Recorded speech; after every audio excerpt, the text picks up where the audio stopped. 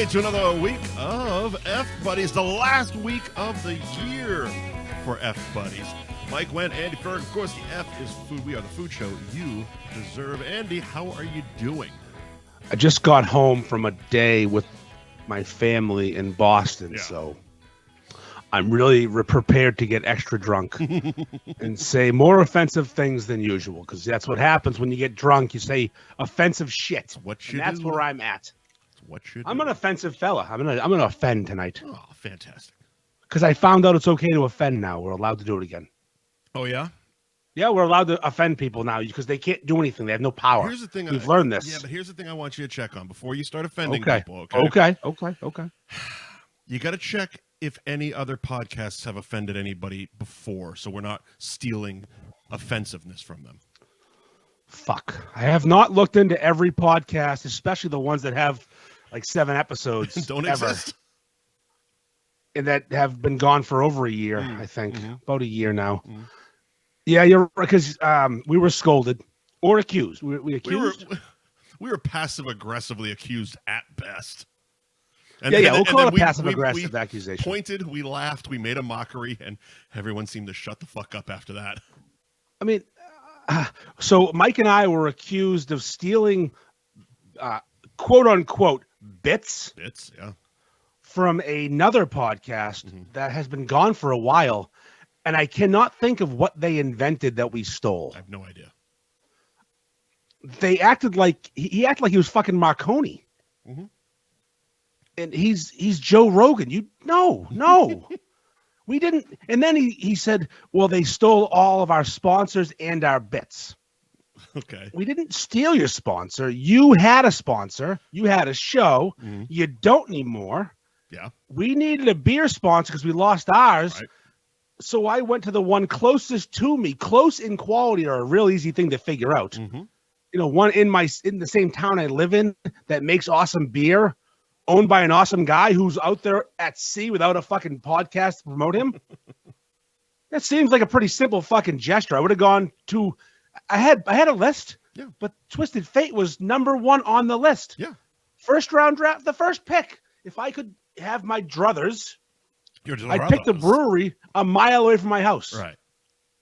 It's owned by a really cool dude that brews awesome beer. 3 for 3. Also, so yeah, I'm sorry we stole your sponsor. The stealing the sponsor thing, it's hilarious to me because it's like, it's literally the way it actually is the same as if you throw out like whatever you don't eat from fucking a meal, you throw it in the trash, and then you get pissed off when somebody takes your food out of the trash. They were abandoned. They were thrown away. Yeah. They were done. It's like if we picked them up, we gave them a better home, and ate them. Oh yeah. It's ex-girlfriend shit. And we've all enjoyed every minute of it. I didn't steal your girl. You dropped your girl. I didn't steal your girl. She fucking upgraded. Yeah, period. Because you got erectile dysfunction and couldn't perform anymore. Yeah, and you weren't meeting Andy at the bar for your pills. Yeah, exactly, because that's a whole different thing. I got them for you if you need them. You dropped the girl.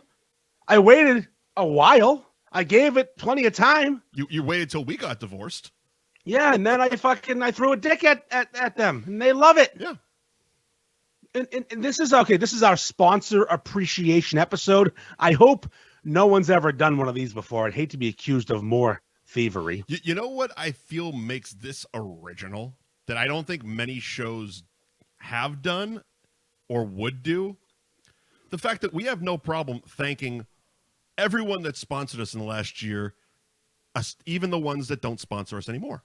Of course. Like you support us, we support you. You would never hear one of those main steamy type of shows mentioning the people that no longer pay them.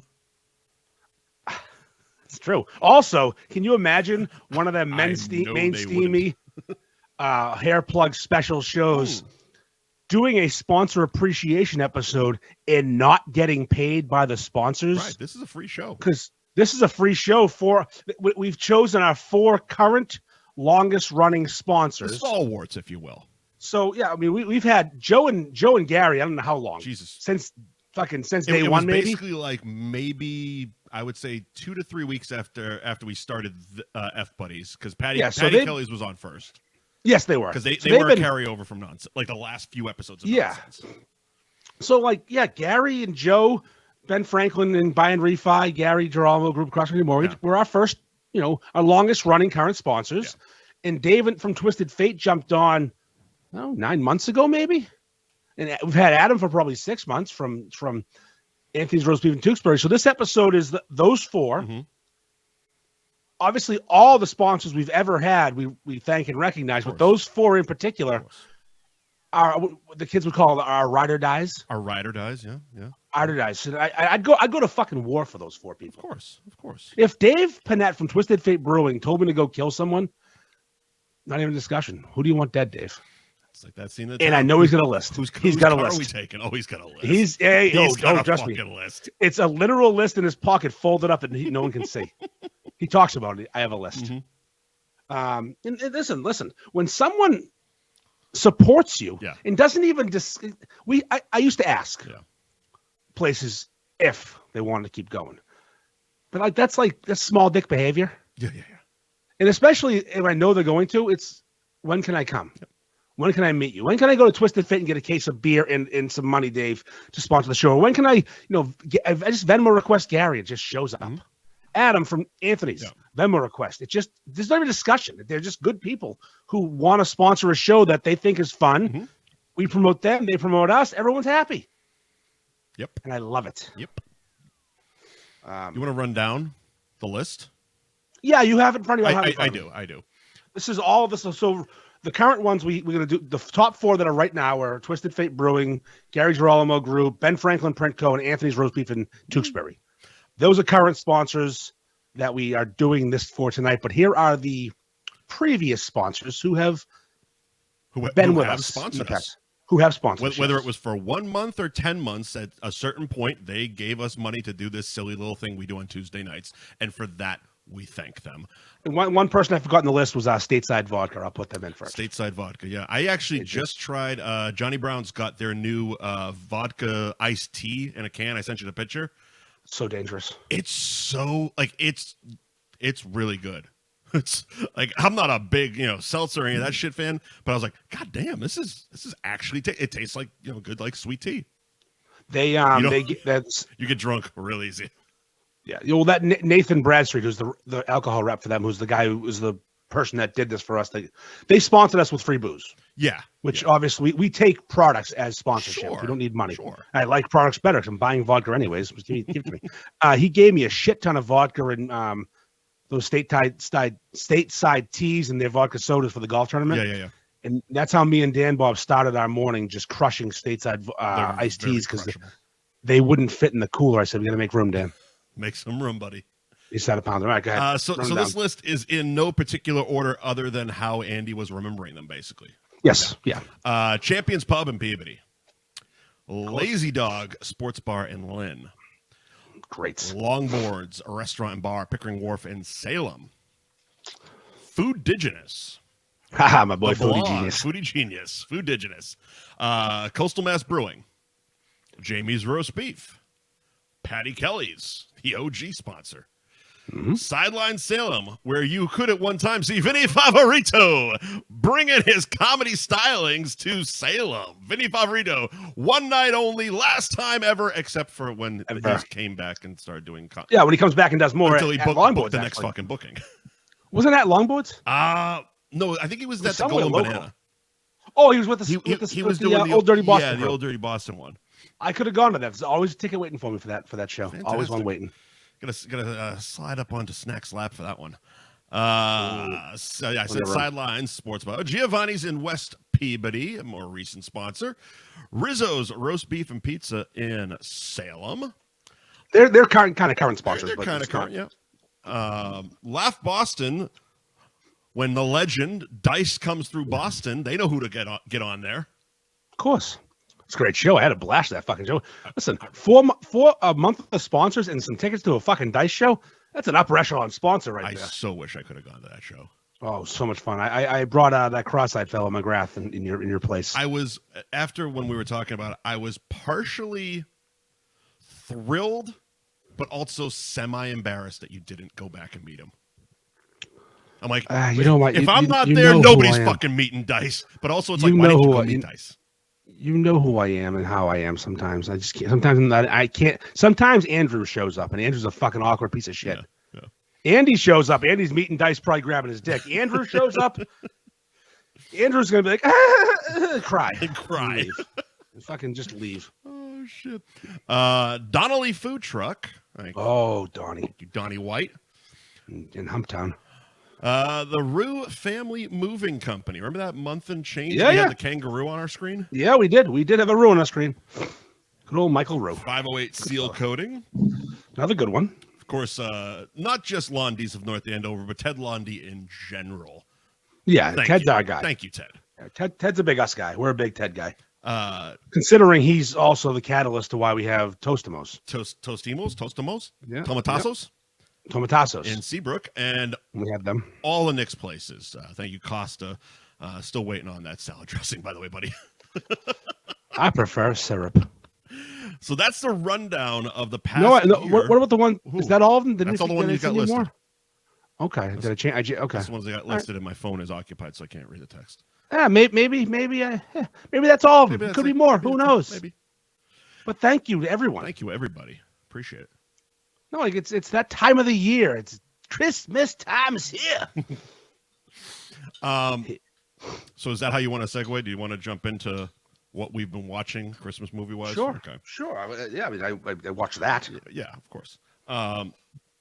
So because, at this point, we talked about it, a week or two ago. The whole drafting thing is kind of played out. Yeah, we're done with it. We stole that from them, though. Yeah, of course we did, because, that's, they invented the drafting.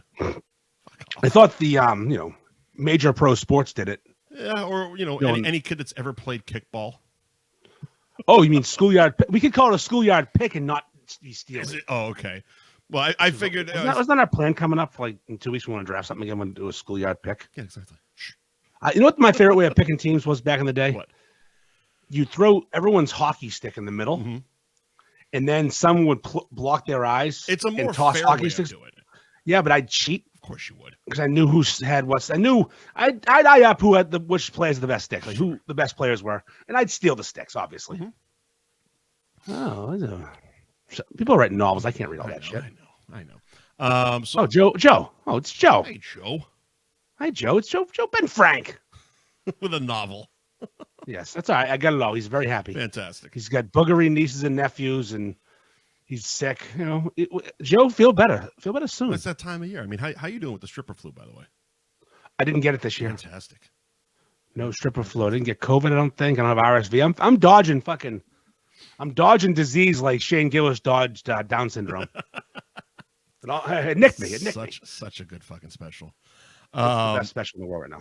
So when it comes around this time of year, do you really kind of bear down and watch a bunch of fucking Christmas movies, or is it just like the token one or two, real Christmas movies? I used to because of the kid. Yeah. The DVR was full of all the bullshit. Yeah.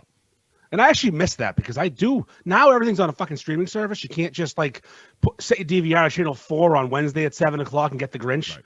Now I have to have Peacock or Apple TV or Netflix. But what I watch every year as soon as I can is Christmas Vacation. Mm-hmm.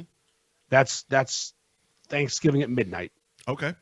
That's when Christmas starts for me. That's a good one. I'll watch that minimum 20 times. Yep. Not to completion, but I will put it on 20 times. So you're edging. Christmas Story. Do you do the on Christmas?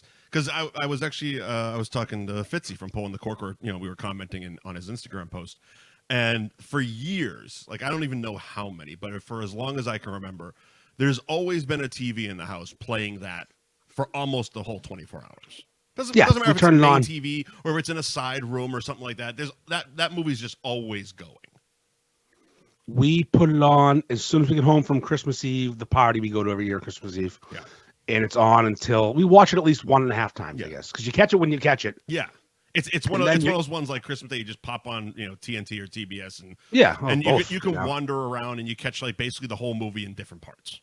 So we put it on at 9 o'clock Christmas Eve. Mm. It was on the scene where he said, "Oh fudge," but he didn't say "Oh fudge." He said, "Oh fuck." The F dash spoiler dash word. Yes. And he blames Schwartz, which is one of my favorite parts because Schwartz gets the shit kicked out of him. It is one of the best Christmas defenses ever is blaming the kid who can't get Christmas ruined. And his mom, Ralphie's mom, I love her. I also would. Mm-hmm. Well, but what a cunt. You ever seen Slapshot? What a cunt move that was to not know where you heard the word from. His fucking dad's a vulgar piece of shit. Obviously got it from his dad, not his fucking Jewish friend. Which is what the mother says. Yeah. On the phone. She's Schwartz's mother. Yes, exactly. That mother's got a brain. No, now she's gonna beat the little Jew boy. She beats the shit out of him. He gets the shit beat out of him and his tongue stuck to a pole because of Ralphie. Ralphie's an asshole. Ralphie's a fucking bully. That should be the Karate Kid fucking theme. Yeah, so I watched that. I watched that from when I start it, like halfway through. Then I'll watch it again once it starts over to completion. Gotcha. Then Christmas Vacation again, of course, because you can't get enough of that. Mm-hmm. I didn't catch any cartoons this year, which makes me sad. No Rudolph, no Frosty. No, I don't even know. Like, I didn't go looking for them this year. I don't even know if they air them anymore. I know they don't. They're all on streaming services. I know the Charlie Brown, the Peanuts, all the Peanuts cartoons got scooped up by Apple TV. Apple, yeah. I did. No, I didn't watch Charlie Brown Christmas. I watched Thanksgiving. I didn't watch Christmas on TV. But I have Apple TV. I have every fucking streaming service. But it's like I'm an idiot. Now it's like a choice. It's not just like I'm flipping around looking for Christmas movies. There's one, go. Now it's like I'm gonna sit aside an hour and go sit down and watch Charlie Brown. Not that there's anything wrong with it, but. Exactly, that's the thing. It's Donali, watch it. Yeah. The only kids Christmas movie I watched this year, as far I'll call it a kids Christmas movie, is Emmett Otter's Christmas. That's a good one. That's the best one. It's so much fun. That in fucking forever. I watch it every year, multiple times. I love it. Mm-hmm. I didn't watch Elf this year. I didn't watch Elf this year. No. I didn't watch Lethal Weapon. I watched Die Hard one really drunken night. I actually watched I didn't watch Die Hard. I watched Die Hard 2. Well, they're not Christmas movies, but you can say they are. I'm not going to argue. We're not going to argue. We're not going to argue about it. They are. Bruce Willis said they weren't. They're not. So. Yeah, well, Bruce Willis also can't think. That was a long time ago. He said that. Okay, and we know he has brain situations right now. He's disabled. I'm not gonna argue with you on it because I know I'm right. It is. That's fine. It is. You can think what your wrong opinion is fine. The first two movies couldn't exist if it wasn't Christmas. Period. Sure. Period. I did watch Lethal Weapon. Yeah, sure. Great one. Great movie. Watched Scrooged. Bill Murray. Oh yeah, Scrooge. Yeah, Scrooge. Yep. Yeah, definitely. I've watched that 3 times so far. Love Actually popped that in. I think Christmas Eve. I actually watched that one. Isn't that a porn? No. There's one of the stories in it is a couple get together and they are lighting stand-ins for porno movies. So I have never seen that movie. And if you did see it on TV, you probably didn't see all of that. I didn't like Hugh Grant during his fuckable days. Mm-hmm. Now that he's old and falling apart, he's a good actor. I just didn't like him being fucking, smarmy and swarthy and fucking everybody's wife. Sure. My daughter recently watched that movie, and my wife gave her a look, and she goes, "Don't worry, I blocked my eyes on the porn part." There's a fucking porn part in Love Actually? It's a whole porn side story. That was a fucking rom-com. What are we doing? It's funny because it's so English, it's so R-rated, yet so Christmassy as well. And the whole Love Actually, almost the whole movie involves everyone fucking everybody else's. Like it's all infidelity. I don't like that. I don't like those movies. Those bother me. Yeah, but they all come back together in the end. Well, most of them do. So. But yeah, fuck that. I wouldn't come back together. I'd fucking clown punch her. Sure. Andy's I got loyalty issues. Of course. Big, I drink that loyalty. No, I like that one. You fuck me once, and you ain't fucking me again. So I tried a few new ones. Yeah? There was one on Hulu called Christmas with the Campbells. It's basically supposed to be a spoof on those Hallmark movies. Okay. It's wildly okay, but it's kind of funny because of some of the George Wendt is the dad, and there's Uncle George, and an equally same aged woman as his wife, and they're just the most vulgar fucking whore ever. Like, one of my favorite lines now from any Christmas movie is when George has his Clark Griswold ball of Christmas lights and he's trying to leave the bedroom, and she goes, no, this is my morning. Drop the lights and get your fucking dick out. Okay. And I'm just like, didn't see that one coming. They spend a scene like making scissor in bed. It's like I said, I didn't realize until well after that they were spoofing Hallmark movies, and I'm like, oh, that's why they were going so far over the fucking top. Like everyone in the town is just a fucking dirty whore, basically. You know, I watched last night was it's hard to call it a Christmas movie because they're Jewish. Sure, but it takes place around Christmas. All right. And not everyone's Jewish, so we're gonna go with it. Okay. This Is Where I Leave You. Oh yeah. Good movie. Yeah, very good movie. Awesome movie. Good movie. She fucks the retard. We don't know that. Yeah, she does. I mean, that was our conversation 2 months ago. We had that. Would you rather be good looking but retarded, Yeah, or ugly but fully able? I guess we know the answer. I mean, that movie. If I'm fucking Tina Fey, Yeah, give me that brain injury, baby. I'm strapping the helmet on and going head first. She's sneaky high on my list. Really? Oh, I'm a big Tina. Maybe, I mean, I'm not like today because she's getting older, but like when she was at her prime, SNL, Weekend Update, Tina Fey, doing movies like Tina Fey and Anna Kendrick are high on my list. Not normal things that people would like, but I got a thing for. Watched It's a Wonderful Knife. It's a horror take on It's a Wonderful Life. Never seen It's a Wonderful Life, so I wouldn't get it. I realized, thanks to Facebook memories, I've watched It's a Wonderful Life once all the way through, and it was a deliberate thing. I'm like, okay, it was probably like 5 years ago. I realized I had never seen it from start to finish on purpose, so I sat down, I watched it. First of all, the whole is Die Hard not a Christmas movie debate. We need to start talking about this fucking movie. There's maybe 10 minutes of the movie that actually is a Christmas. Okay. And the whole thing, it's just depressing. It doesn't look good. It doesn't look good at all. All I hear about is some boss is an asshole. It's I don't a want to watch bad that shit. old movie. Like it's just, I don't know. It's a Wonderful Life stinks. This one was a little better because everyone's getting fucking slaughtered. But whatever. I can deal with that. Yeah. Yeah. It's a Wonderful Knife is a great title. Yeah. Really good title. A slasher movie. So that and Christmas with the Campbells, two really unexpected and very weird Justin Long performances in each of those. Justin Long's sneaky good, though. He's sneaky good. Christmas with the Campbells, he was definitely putting on some weird voice. It seemed like he was auditioning for Yellowstone in this movie. We talked about this one last week. Yeah. And then It's a Wonderful Knife, he was like super like, I don't know what the fuck to call it. Flamboyant's the wrong word, but that's the only thing coming to mind. Like he's not going like a gay way, but it's just like he's that like He's extra. He's overly nice. Like he's like that saccharine sweet douchebag mayor of the town type of thing, where he's also shady as fuck. Speaking of that, just quick sidebar. I'm watching Price is Right, and I texted you about this today. Mm-hmm. This super nice, flamboyant young man who had a wife, so we're not going there. Sure. He talked about his wife, he said, which I did not buy for 1 second. He goes, the person directly to his right goes, $1,300 for some bullshit gift prize. Yeah. He does the 1301. You're a cunt. You're a fucking cunt. He goes to hit the guy like, I'm so sorry. The guy dodged, which was awesome. And then he goes up there and he was so fucking, so straight but gay. Just like, and then he fucking lost. It made me so happy because I fucking hate those +1 people. Didn't you say he went home with like $5? $5.64. It could have been 25,000, but he was he didn't fare well. And then he gets to the wheel spin thing. Yeah. He gets fucking smoked in that too. Loved it. Loved it. I wanted to fight that guy. I don't like him. Whatever that personality trait is, to do something shitty, laugh about it, and then try to make me laugh too that you just fucked me over. Yeah. I would love to kill you. I'd like to hurt you. But you can't because they're so nice. Sorry. Don't laugh when you're sorry. It ain't funny to me. Cost me money, cunt. Because the guy that he pushed away didn't make the Showcase Showdown, didn't make the big wheel. He went back to his seat and got nothing.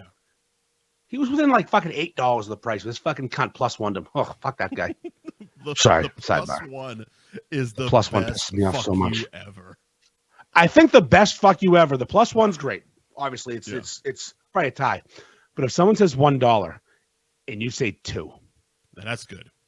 That's a +1 on epic proportions. That's like, I'm deliberately gonna fuck you on this one. I hate you. You do that. That's the Applebee's gift card of fucking someone over. Like, you just told them you hate them.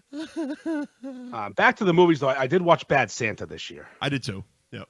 And that's just fun. It's fun. You ever seen the little fat kid's awesome. You watch Bad Santa 2? Nope. Watched it once. I don't do it's not sequels often. It didn't. It's one of those ones that, like, I feel they waited too long. Bad Santa, they burnt. Bad Santa's fucking. They're throwing 100-mile-an-hour heat the whole fucking movie. Yeah, the whole movie. And it's like, now what are you gonna do? Oh, just kind of redo that.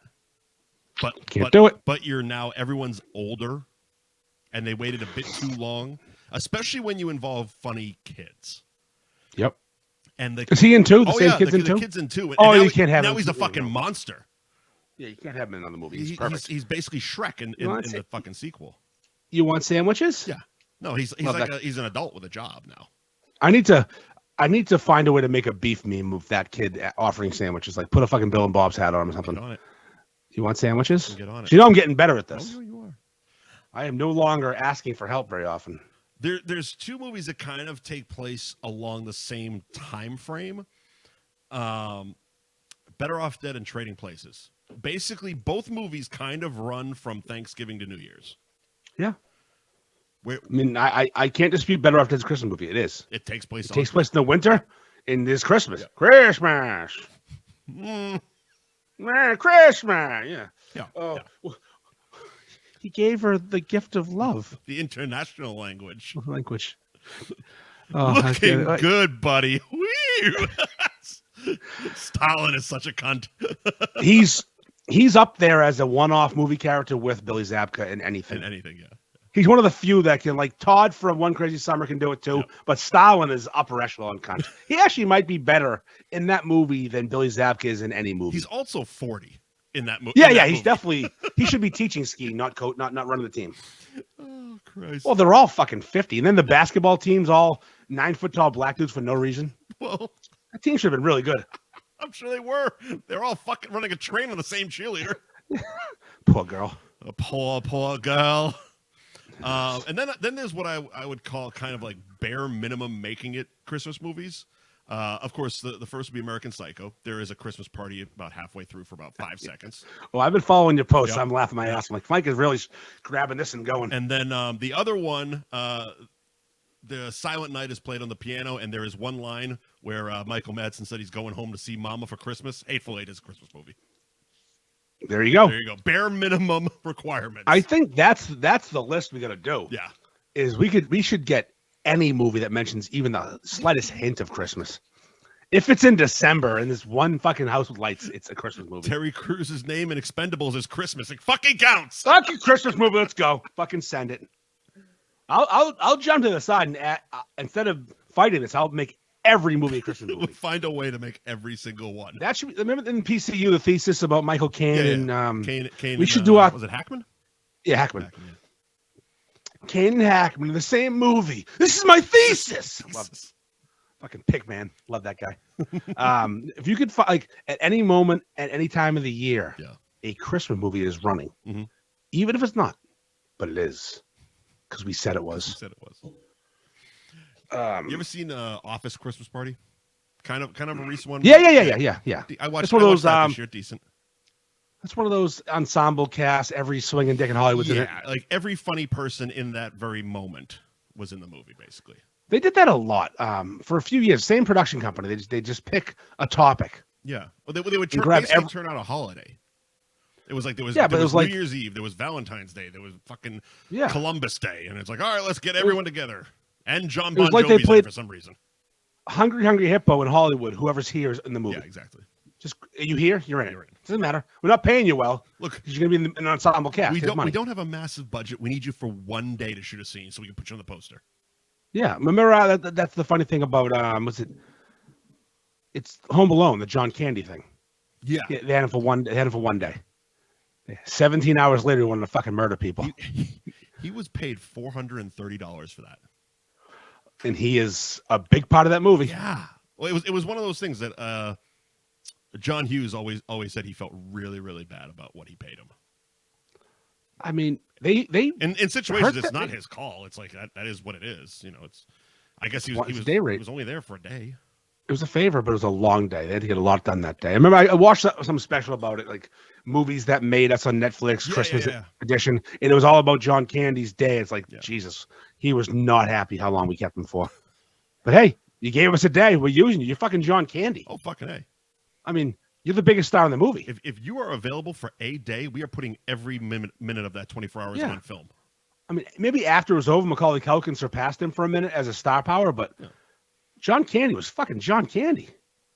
Star power. Hell yeah. Star power in that moment, but I mean, John Candy was an icon.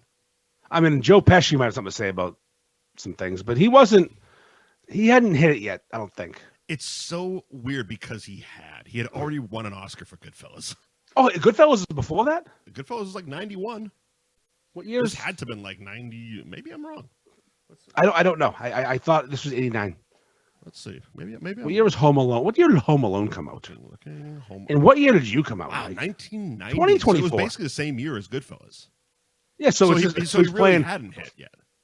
Yeah, I think he was somebody, but he wasn't. I mean, he was doing Rodney Dangerfield movies in the 80s. Yeah, the same exact year.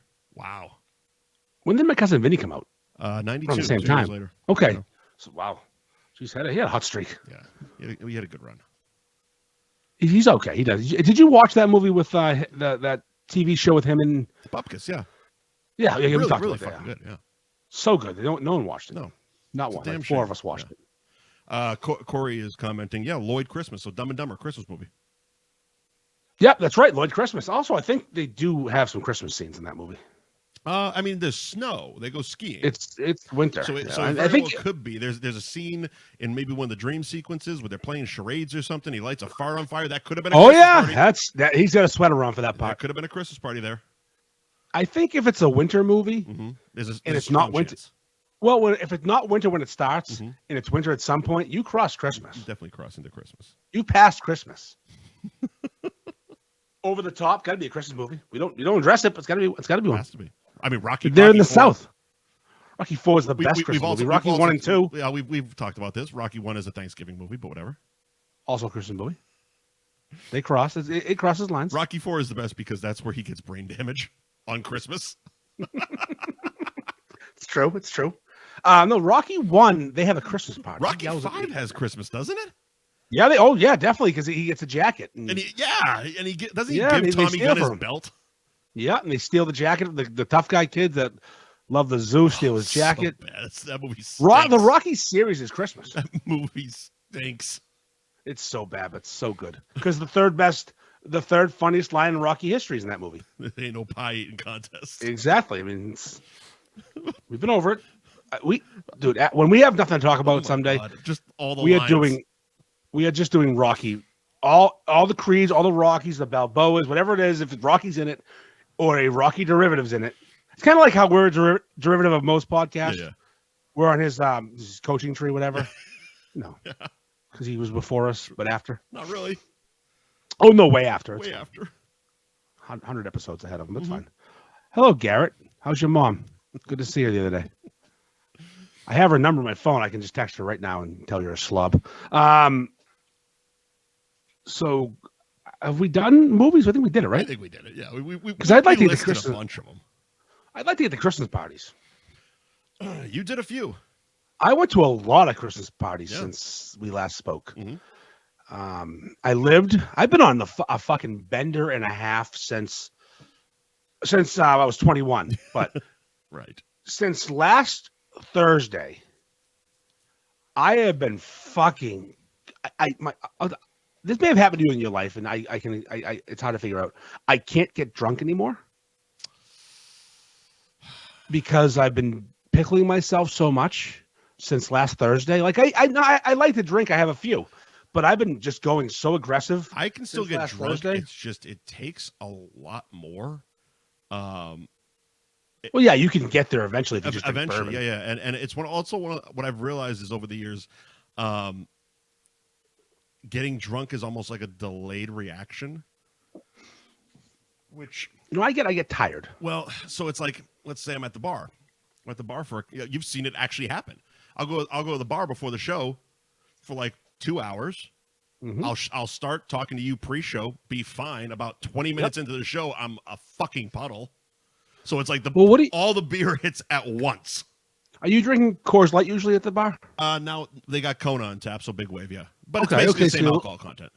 I think it's a little stronger. I think Kona's a 5, I think. 5, yeah. 4.5, 5. Yeah, no, Coors Light's a fucking 4.1. Okay. It's useless. So we had the North Shore Beefs Christmas party at Twisted Fate on Thursday. Sure. To which, pardon me.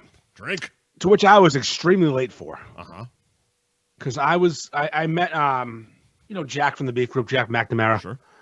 And his fiance Allie, great people. Uh-huh. I'm gonna start doing that. Like I'll start copying Brendan on pulling the cork, and everyone's a legend and a great person. Fantastic. Great people. They're the salt of the earth, best people. Do they have to send you $5 first? Grew up in Southie. She's Lowell man are loyal, and she went to Harvard, kid. Okay. So I had dinner with them before the party, and we were supposed to meet in Peabody at Double Bull, but they were gonna be whatever. I ended up at Burton's with them, had a few drinks. But just Bud Light, because you know what? My wife said only Bud Light, because I listen. Okay. Because last time with Twisted Fate, after a few drinks of Double Bull, I fell asleep while sitting there. Double Bull is such a dangerous pregame. It is. So, anyways, went to NSP Christmas party. Their best beer is what, like a 10? What is that? What is that? The Captain. Double Bull has Captain Max. It's like a 10, right? Or it's an 8, but it's 22 ounces. Yeah, exactly. So it's huge. And you have 3 or 4 of those pre-game. I would love to get them on board, but they don't need us. We also can't. No, yeah, that's true. We can't. We have a loyalty restriction. They're on a list. Yep, they made a list. So the NSP Christmas party was a blast. But here's what happened, though: a lot of tire kickers. Meaning? A lot of folks smash that going button. Oh. And then didn't go. See, I try to be very conscious of that. Like I'll smash interested all fucking day. Sure, interested. I don't care. But if I hit going, I'm pretty sure I'm gonna fucking be there. So that room has a 60-person limit. Yep. We had I invited about 70 people. Sure. It was an invite only private party. I didn't put it out there to the masses because of that limit. And I think we had 40 going, and I knew spouses were involved. Mm-hmm. I'm like, we're gonna fill the room. What the fuck? Nope.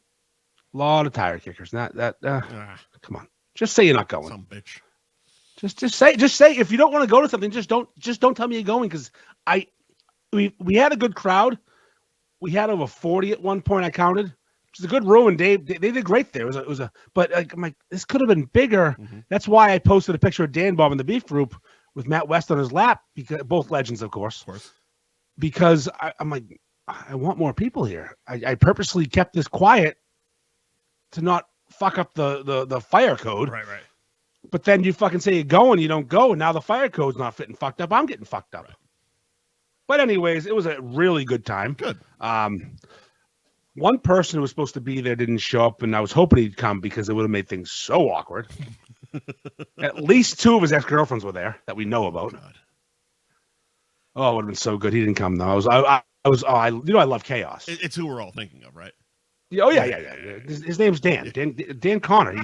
He didn't come. I'm not gonna sugarcoat it. 2 of his ex-girlfriends, at least as far as I know, were there. I don't know who else he's fucking, but he didn't show up, and I'm like, come on. It would have been so much fun if he came. For me, of course. I'd be the only one. Fucking find out next week. Listen. He posted a picture yesterday of some new broad making out with her. The guy fucks. He's dragging that thing around. He is funny to follow. Let me put it that way. It is a good follow. It's a good follow. It's a funny follow because of the ebbs and flows of his relationships, and where it's like clearly, and it's so funny because you can always tell when he's right out of one. Yep. Because you get I'm a good guy, I'm a loyal, I'm a this, I'm a that. Usually it's a picture of a dog. And then within 24 hours, there's a new chick as his profile picture. I wonder if I always wonder, like, does he have a list, you think? Or is it just like, of course he does. He has do Facebook friends list. I know one he's been trying for it. He just never works out. I see it a lot. Yeah. She's part of the zoo. She's fun. Mm-hmm. relatively new member of the zoo, we'll go with. Okay. And every time there's a post about going somewhere, he drops thanks for the invite. I'm like, come on, man. My man. Dropping that dick. You get that one. You get that one, sir. He's like he's Gargamel chasing Smurfs. Yeah, I got him. But no, he wasn't there, and I wanted that chaos. I was hoping for it. Yeah. What's weird about that is my two personalities were the people that would have been uncomfortable, I really like. Yeah. They're really good people. Yeah. So in that way, I'm like, I shouldn't want him to come, but also I want to see it.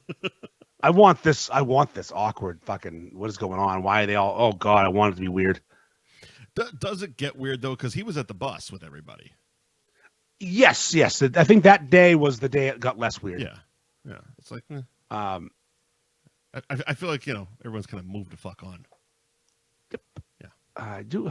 Yeah. I guess maybe sort of. No. No, not at all. I haven't heard from anybody about it. Grudges are still being held. No, I don't. Not that I know of. I just know. I just know. I know he's dated a few beef girls, and it's awkward. There's nothing new or to report because it's been a while. But I wanted that weirdness. I needed it. You needed the weird at the VH party. I needed. But he didn't come. I was hoping to bring a new girl. I can meet the 8th one this year. I used to leave it alone, but now I actually comment on his post. I'm like, it's got to be 12 or 13 this year, pal. What's going on? One of them just started at that live the show we did. We met her. That was like a brand. That was actually that was brand new and lasted quite a while. Yeah. Yeah, it did. She was she had an Irish brogue, a thick Irish brogue. Yeah, it shows how fucking drunk I was the next day. I'm like, I think she's Brazilian or something. She had an accent.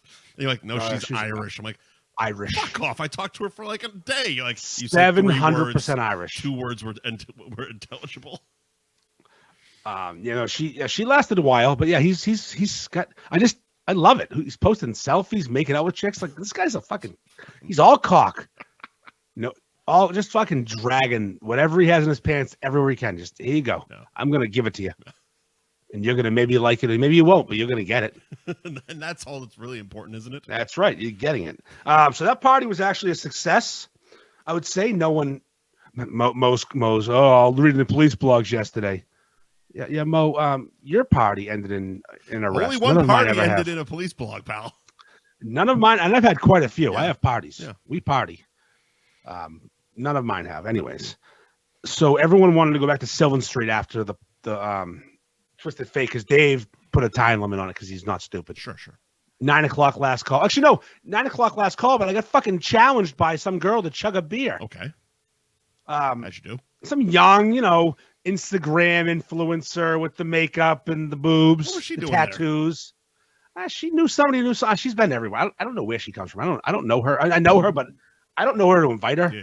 But someone does, and they bring her. I think Colette does. I shouldn't be coy. Colette does. Yeah. Definitely Colette. That's her friend. Okay. But Brittany showed up, and I'm just standing in the mind of my business. She goes, "You want to chug a beer against me?" I'm like, against? Goddamn aggressive. You want to verse me? Sure, let's verse. Went to the chug wall, Twisted Fate. She didn't get a new beer. She got a beer with a third left. I'm like, I have a motherfucker. Fine. You want this smoke? I'll do a full one versus your fucking 1/3. Smoked her and I handed her the glass. Hold this. And I dropped one of those new hot terms. Mm-hmm. Hold this L. Boom. Nice. See you later. It's gonna catch Brittany on with the kids. I'm learning a lot right now. Every day is a learning experience. Down.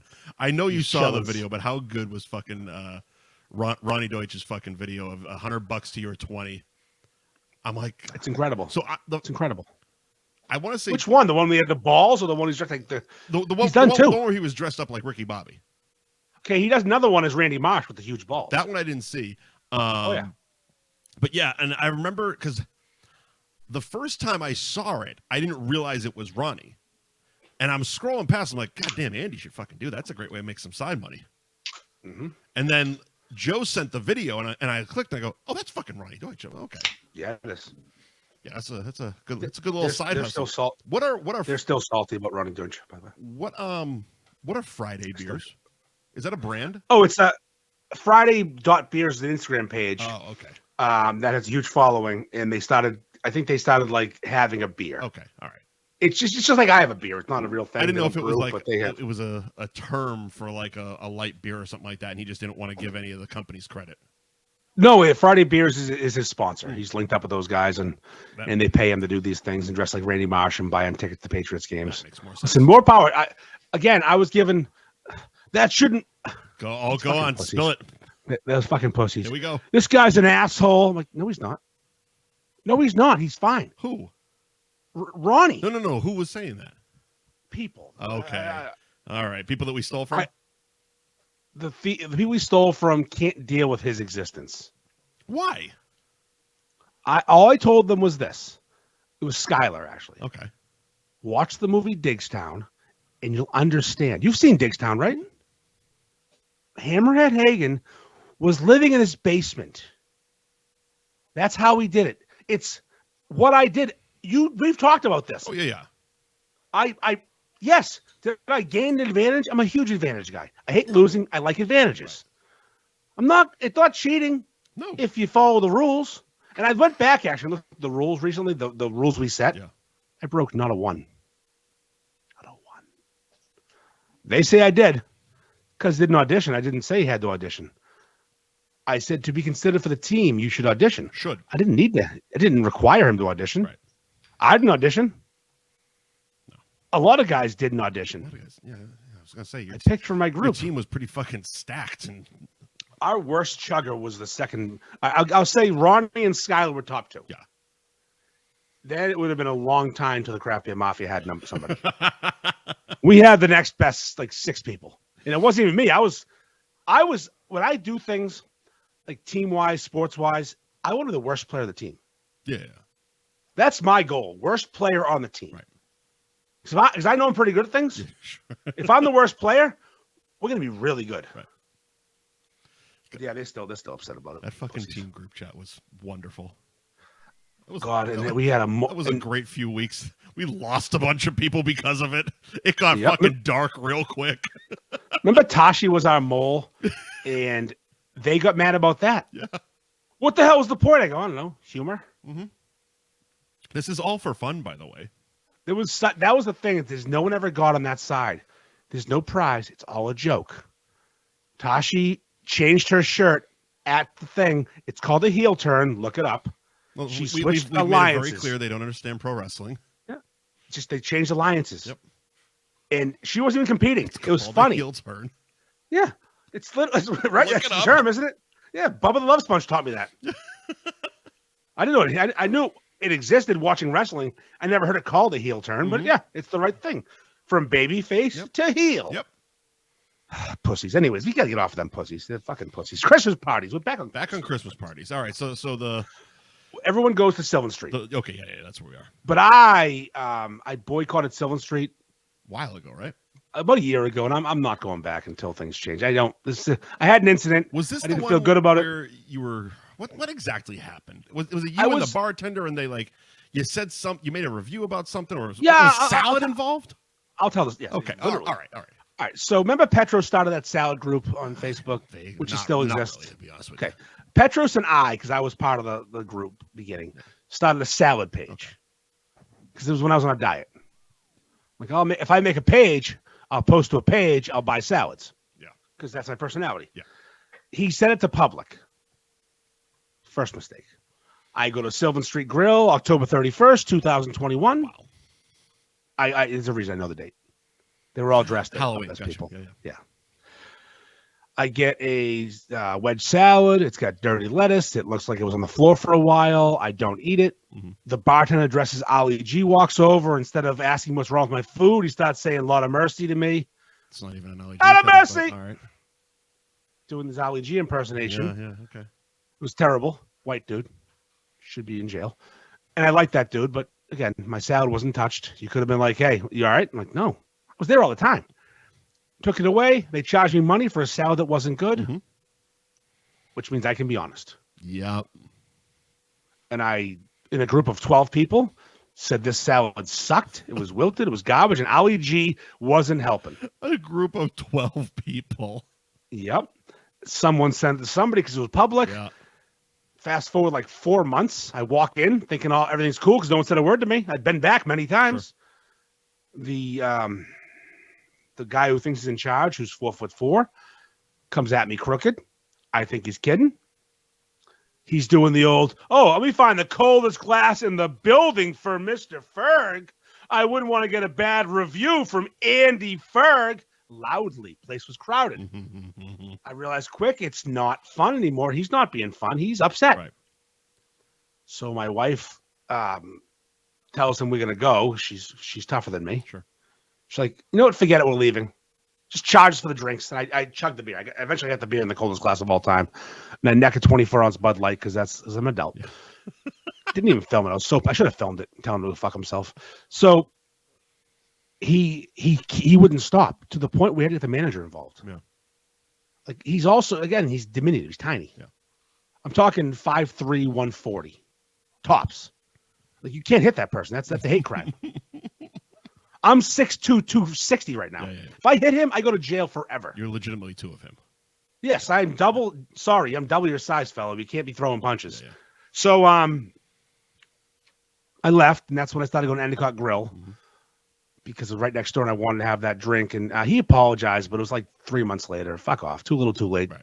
Find a fucking bridge and jump off it. So I don't go to Sylvan Street Grill anymore because of that incident. I didn't like that. I didn't feel comfortable with that. Okay. I don't want to go somewhere that I like being liked, and I don't need that in my life. If you want to say to me man to man, hey, what the fuck? I'm like, 12 people's hard. Who cares? Get over it. Right. You're going to come at me like a fucking bitch and yell at me? And I can't hit you because you're a child? So that night, everyone went back to Sylvan Street Grill. 20 of them. I don't go there. Right. I go to Endicott Grill across the street as a middle finger to Sylvan Street. Sure. I will spend money somewhere else. Although I was going to go to Sylvan that day because Joe Murray was there. Yeah. Recording for 98.5, but I was gonna sneak my own drink in. Just to show. I was gonna bring a High Noon in my pocket. Yeah. Because they serve High Noon and just sip it out of a glass and talk to Joe. I didn't have time anyways. Gotcha. But here's the thing: I'm at Twisted Fate. Their beers are strong. I have a strong buzz on. Yeah. And my Viagra delivery that we talked about last week. Yep, you're a Viagra dealer now. Was meant to happen on Thursday, and I got to the bottom of why he needed it, so it's a little less. He's got a hope of pulling a Fredo, and he wants to make sure he's ready for 2. So if that's happening, glad. Of course, I gave him plenty. It's funny though. I walked in. I'm not a drug dealer. I don't carry baggies. They give me my pills in a fucking container. I don't have one for you. So what'd you have, like a pocket of Viagra, like they're fucking Skittles? I went outside and I got 6 because they we bartered. I offered 4, he took 6, whatever. All right. So, fucking free. So you can take 2 or 3 is the way you want to be. 2 sober, 3 drunk. I give him 6. You're out there haggling. But I hand him to his. Here you go. Open your hand. Like meatballs in Wedding Singer. Yeah. Just open your hand. Yeah, enjoy.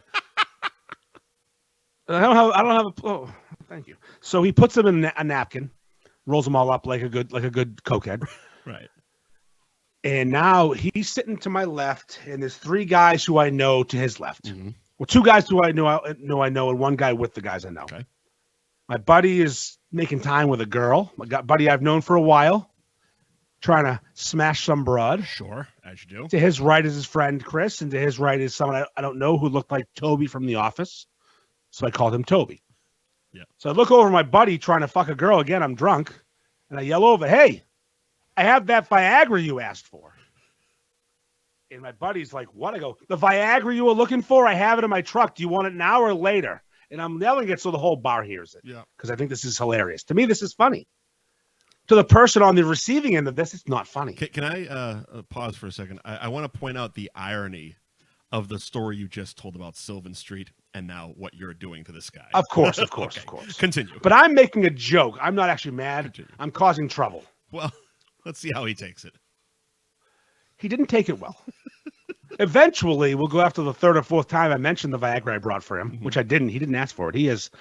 I'm sure Peter can get a hard dick anytime he wants. He's younger than us. Sure. He offered, we should probably discuss this outside. In other words, he wanted to maybe talk, not dead serious, but he was kind of serious. Like, I'm going to punch in the face, Ferg. Yeah. And he's going to, I said he should bring his friends. He's going to need them. And he goes, Can I go first? Meaning he wanted to fight me because I couldn't fight all You four of them at challenged once. That's 4 crazy. men. I challenged 4 men to a tussle outside, but I said point blank, I can't fight all 4 of you at once. That's not fair. For them, Now, obviously. I'm going to say real quick, I'm not a tough guy. Right. I'm not a fighter. When we've been over this, when you're this size, no one wants to fight you. They don't know that you're a big pussy. So I'm sitting here. If I go outside, I'm getting beat up. We've often talked about how the hope is you get one good punch in first because your shoulder's definitely getting thrown out with that first punch. Well, I have one. If I miss, I'm a lefty and you're going to kick the shit out of me. So we've been over this. This isn't a tough guy It's like talk. one of those dual guns. There's literally only room for one bullet in it. This is one of those, you talk too much shit, Andy. Time to go over the top and save your ass from getting beat up by 4 people. Yeah. So I offer the main guy. I say, of course you can fight me first. It's how it works. And I have a plan. He says, what's your plan? Because we're in the bar having a good conversation about Viagra and fighting, sure, as men do. Now, mind you, to my right is my wife and a single woman talking. Mm-hmm. Maybe I should be trying to pull my own Fredo. But no, I'm trying to fight dudes. So dumb. So dumb. My wife and a good friend of ours is just chatting away right to my right, having a blast, both drinking. Maybe start buying shots over here and see what happens. But no. Andy's going to have testosterone and try and fucking fight people. You're fucking focusing your testosterone in the wrong direction. At dudes who need Viagra. Imagine 2 girls and I had a fucking pocket full of Viagra. Could have had myself a fucking year. So the first dude who was talking to the girl wants to go first. And I said, yeah, of course you have to go first. And I said, I have a plan. He said, what's your plan? I said, I'll give you my plan. You can. It's like Larry Bird at the All-Star 3-point contest. Yeah. Who's coming in second? This is my plan. I said to Peter, I go, Peter, I'm sorry about this. I'm going to hit you once. I'm going to hit you real hard, and you're going to go to sleep. He laughs. Yeah. I go, and then these 2 pussies, I pointed fucking Toby and Chris. I go, they're going to run away. Mm-hmm. Because they're going to be afraid their tough guy friend is on the ground bleeding. Yeah. I go, and I feel bad about this. Mike Sullivan's a friend. Yeah. But again, I was drunk. And he was there. He's right to my left. He was there. And I said something I shouldn't have. I said, and this fat fuck, which he did not appreciate being called this fat fuck. But hey, I was in the zone. I go, he's going to get real mad and charge at me. Yeah. And I'm going to olay him like a fucking bull, like I'm Dorn in Major League. He's going to go full speed into his face and lay on the ground like a turtle. He's not going to get up, at least quickly. Yeah. And I want to fight with 4 people with 1 punch. I said, the plan is in motion. And lucky for me, because I was going to take a beating. I wasn't making it. The giggles started. Everyone was happy, and I stopped offering Viagra. And we moved on, and we hugged it out when I left. Fair enough. I said, it was great to see you guys. Great. Hug. So many hugs. But the poor girl, that poor girl. Who was she with? Who was? She was like an off-duty employee. The single girl with your wife. Oh, no. She was. She was there with your wife. She was with us. She came from the beef party. Dude. Recently divorced. What's wrong with you? Yes, and listen, I just, whatever. It is what it is. I guess. I mean, that's not my life. I'm not looking to swing and add extra members, but at that point, I was taking numbers. I was taking tickets. Let's go. Who's here? That's only one night at Christmas parties. We had fucking 2 more the next day. Christmas party. I had to get the next morning at fucking 11. Okay. Which is bullshit. You had to get up. Well, I had to go to my work Christmas party at fucking noon. I had to get up at 11 to go to Hooters. Well, I was fucking Mike. I went to bed at 3 a.m. that night. I stayed up and fucking watched dumb movies. Yeah, of course. Go to Hooters. My waitress is Asian. What's that have to do with it? No tits. Oh. No ass. Her name is Cash. What are we doing? Hooters. What do you change your fucking name? You know what? We talked about this off air. You got to switch that part up. You got to go to Sidelines now. Sidelines instead of Hooters because Sidelines is low-key Hooters right now. They're fucking bringing the heat. Jesus, they would drop it like it's hot, twerking and shit. I don't know if these girls know these dance moves, but I like it. I'm here for it. No, I don't do. Is this part of the service? I don't, because I'm not an amateur. I don't smash that like button. I just like it in my head. Like it in my head. I enjoy it. I don't smash. Smashing the like button's a fucking cuck move. Because you know why? Why? Because it tells people you liked it. Of course it does. You can't be liking shit. Who gives a fuck? You know how many fucking midgets I follow right now? Too many. Sexy midgets. Too and I don't like anything. Too many. Meg Banks, XOXO. What the fuck? See, I like everything. I like everything, everybody. I don't give a fuck. I scroll and You're like. also I'm a habitual liker. You're a single man. There is that as well. I used to do it too. I've always done it, which is probably part of the problem. Probably why I'm now single. Maybe you are single. Which is why I'm maybe now single. I know you got in trouble once for getting things liked. Mm-hmm. Yeah, that was a weird one. Yep.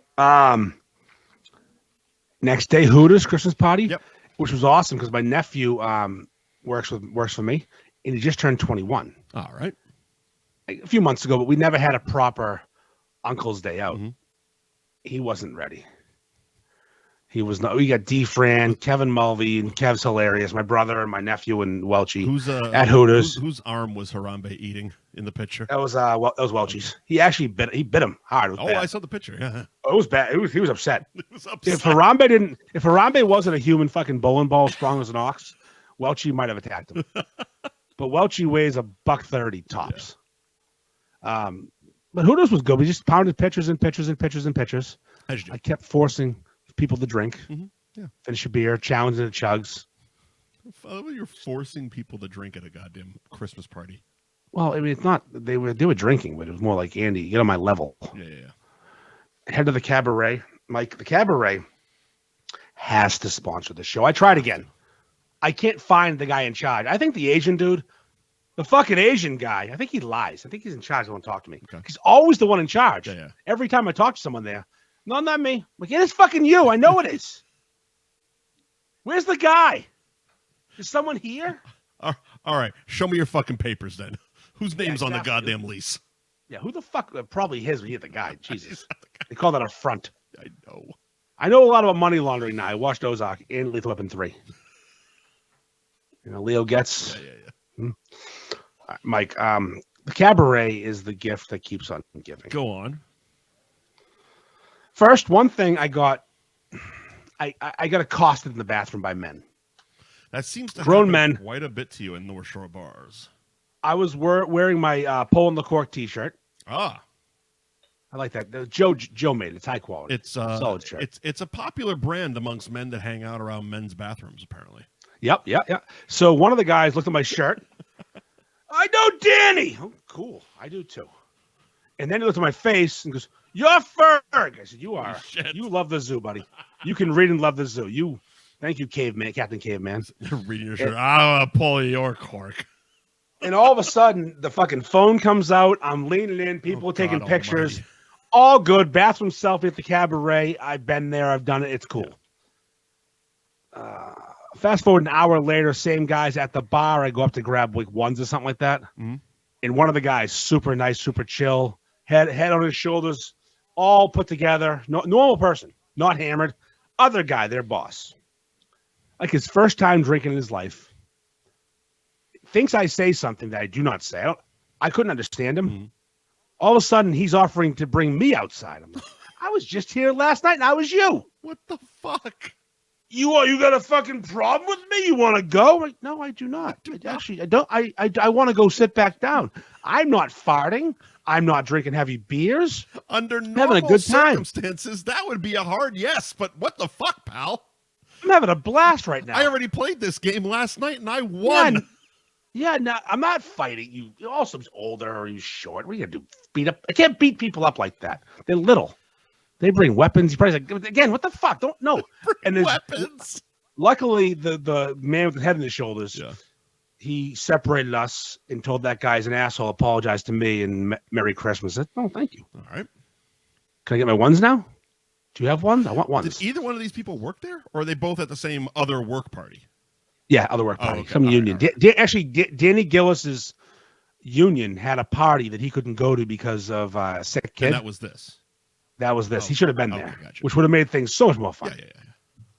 So it was funny though. My nephew. I mean, it would have been weird. That's kind of like showing up to a concert with a T-shirt of the band you're going to see, and you don't want to be that guy. Don't be that guy. I didn't have a cabaret T-shirt on. First of all, that reference stinks at this moment. But if Danny Gillis was there, that was he probably won one too. Yeah, but that's even worse. I'm not going to wear it to his comedy show I'm going to in a couple weeks. Where's that? Malden Irish American Club. Okay. we talked about this. Fucking Dave Russo and I was trying to get the guy a plug for nobody else's phone. Who's the Paul Gilligan? No, Paul Gilligan, Russo, Gillis, and some other young comedian doing that show at the Malden Irish Club. I'll be there with a fucking table. So it's like the setup that was at Longboards. Just they have a big room though. Replacing. I haven't been upstairs to Longboards, but I don't know. Yeah, the pictures look real fucking spacious. Like it looks like a good setup. I don't know how many tickets they're going to sell. I think they were capping it at 1,000. No, 150. No. There's no way you're putting 1,000 people in a fucking Irish American club. No, it wasn't 1,000. I'm sorry. It was 250 at $40 each. We're gonna get about 4,200 at the VF Dub.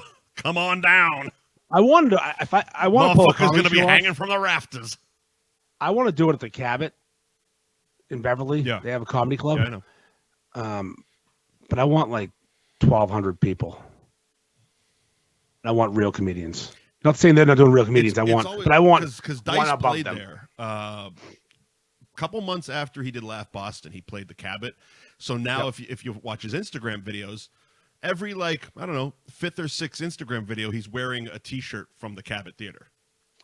He only owns 4 shirts. Exactly, but it stands out because it's the only one that doesn't say Brooklyn on it. From Brooklyn. From Brooklyn. So I'm the only one that gets away with that, by the way. I got a table at the Danny Gillis show. Just all for you? I got a fucking table. No, 10 of us. Who are you gonna fill it with? You got 10 friends. I bought a table. All right, it's you, your wife. Now you need 8 more people. Yep. Matt Fitzmaurice and his wife, Matt West and his wife, Dan Bob. That table's gonna be a disaster. Yeah, and Mrs. Dan Bob, I believe, and I think that's 10. Yeah, it's 10. It's 4 couples plus my couple. Yeah. Got a table, kid. Look at you. So if you do want to, I want to do one of those at the New England Emmys, you win one. Oh, how you do it? That's how you do it. You buy a table. Can we get one? Yeah. Why not? I want to discuss the stripper lineup. Please do. Because was it 3:00 last Thursday? Yeah. No, Friday. Yeah, because the 23rd. Yeah, that makes sense. Friday. The afternoon, December 23rd, stripper lineup at the Cabaret. I have notes. I took notes. No, 23rd was Saturday. The 22nd. So it was a Friday, yeah. Okay. Of December, yes. Friday the 22nd. There was a hot girl. A really hot girl. One? The hottest one. They all had their own thing going. Sure. This one was a brunette of not American descent. It was hard to figure out if she was Brazilian or Middle Eastern or... She was... she could have gone to the Michelle Wilkerson's party. She had a little tan going on. Dark hair and a tan skin. Mm-hmm. Small tits. Gorgeous face. Phenomenal ass. She was slightly darker than taupe. Yes. She could... I'm telling you, she was prime for that party. Could have gone to whatever she wanted to. Mm-hmm. Didn't like taking her bottoms off, which I thought was peculiar. You always got some guy. What's going on there? Yeah, was the deck. Yeah. Some guy paid her $20 to see what lies beneath. Good for him. Yep. Not part of my group, and I'll tell you why I know it's not part of my group. You said, you said 3 p.m., right? 3 p.m. About maybe 4 o'clock this time. Oof. Now you know how the cabaret stage works. It's almost shaped like a cross. Yeah. Okay. He's to my left diagonally. Mm-hmm. I'm at a corner of Pervert Row. He's to the left by the way the girls come out. Yep.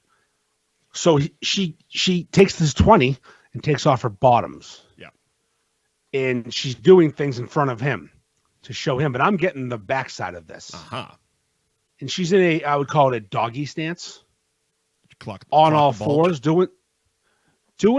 No, Mike, I didn't catch the bulge. Uh-huh. I saw what looked like someone's pinky dangling from her frontal. It looked like her giant clitoris was a baby penis. So maybe she's a little self-conscious about that. I learned that that's why her pants stay on. Interesting. You learned that the hot one, as in confirmed. Well, that's obviously her pants didn't come off unless she paid her $20 to I your thought fucking. you further inquired, like, her miss, baby dick. Let me ask you about this. Pardon me, Tony. This fat man's pinky finger you have stuffed in your pants. It was such a small little dick. Excuse me. It looked Tony. like the dick on the cover of Nevermind. Yeah. You know, like Nirvana. No, I got you. Okay. Yeah, she had the baby dick, which sucked because she was by far the hottest one. Okay. Next one. We have a chubby Brazilian who could be 38 or 72. I don't know. Yeah. She had a face that, again, could have been a tough 40 years or a great 70s. She could have grandkids, Sure. great grandkids. She was smart, though. She had good boobs, good nipples, decent below the waist, kept the tube top around her belly. Brilliant. Mm-hmm. Never showed the belly off. My favorite was the washed up former stripper. Okay. She was not on the rotation normally, but she picked up shifts for Christmas and gave 0 fucks.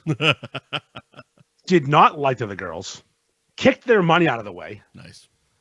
D-Fran fell in love with her. Of course, Everyone does. Of course. You know. She's got spunk on her chin. But then there was this girl, this local girl, good girl, union girl. Apparently some union painter around here strips the cabaret. And she's all the rage to... Are you being serious? Simple. Yep. Oh, okay. All the rage to simple men who like a certain thing that I'm not a fan of. The zoo? No, I love the zoo. I might go tomorrow. Okay. It's the fake Instagram bullshit that covers up like reality. Everything was fake in this girl. The tits, the lips, the tattoos, the fucking eyes are pulled back. 6 pounds of makeup on. Mm-hmm. Yeah, she looked good. But no, I don't. I'm at a point in my life where I can't get past that she doesn't really look good in real life. Or not that good. Right. I want to see you natural. I want to see what your tits used to look like. So she was completely handcrafted. Yep. Yeah. Like the lips were just, it's too much. I don't know, man. It could be anything. I hate fake tits, hate fake lips. The only thing in her body that was real I liked was her ass because it was real. You sure? She had a white girl Sure ass. about that? It was decent. Oh, okay. You know, it was just a little bump. Yeah. Not a bump, a little bump. There was a fat black chick. Sure. I'm at the corner and she had the hips. She was also hilarious. I loved her. She was so much fun.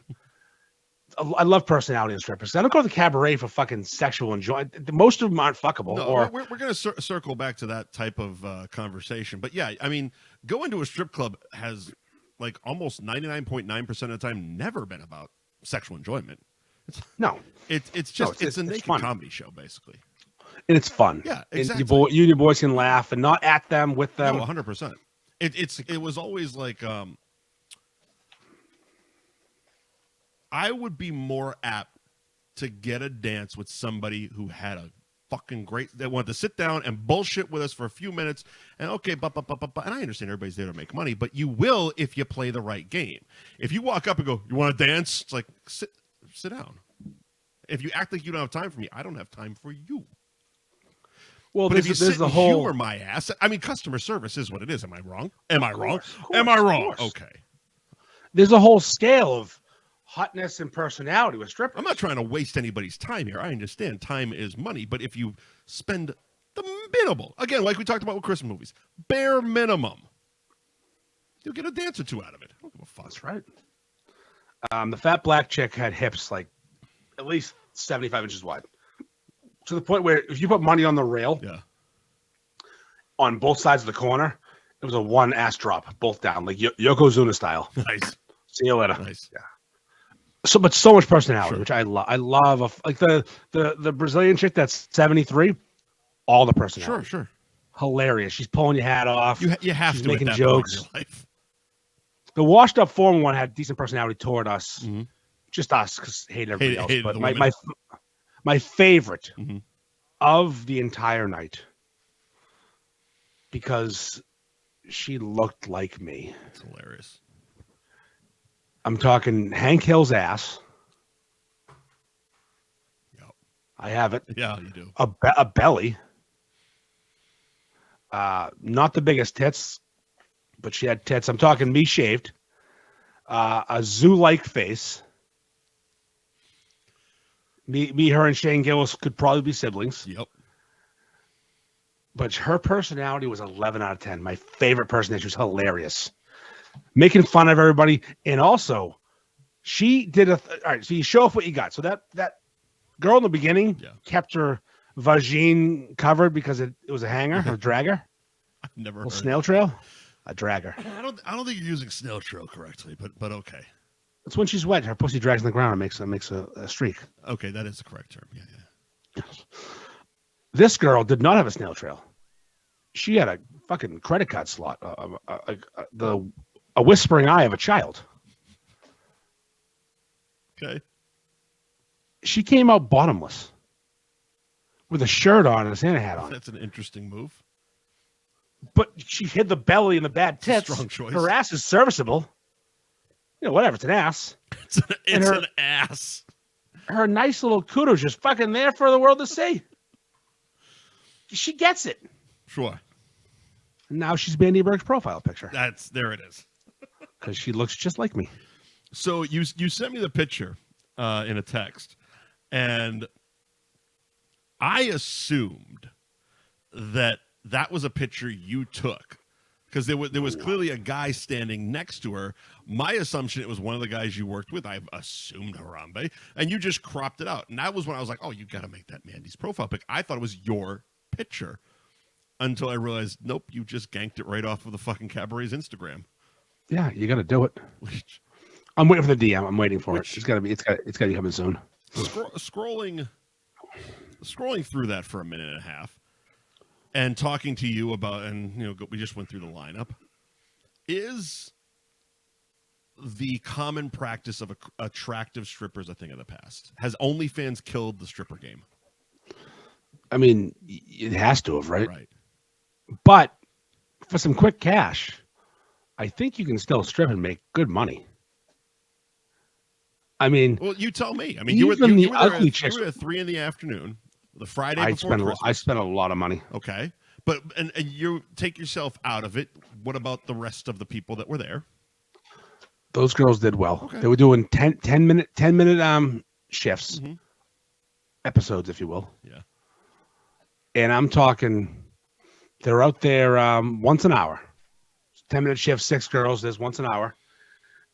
They're making $60, $70 every time they walk out there. Okay. And then go in the back room for a couple songs. They're not having a bad day. So you're saying about $60, $70 an hour?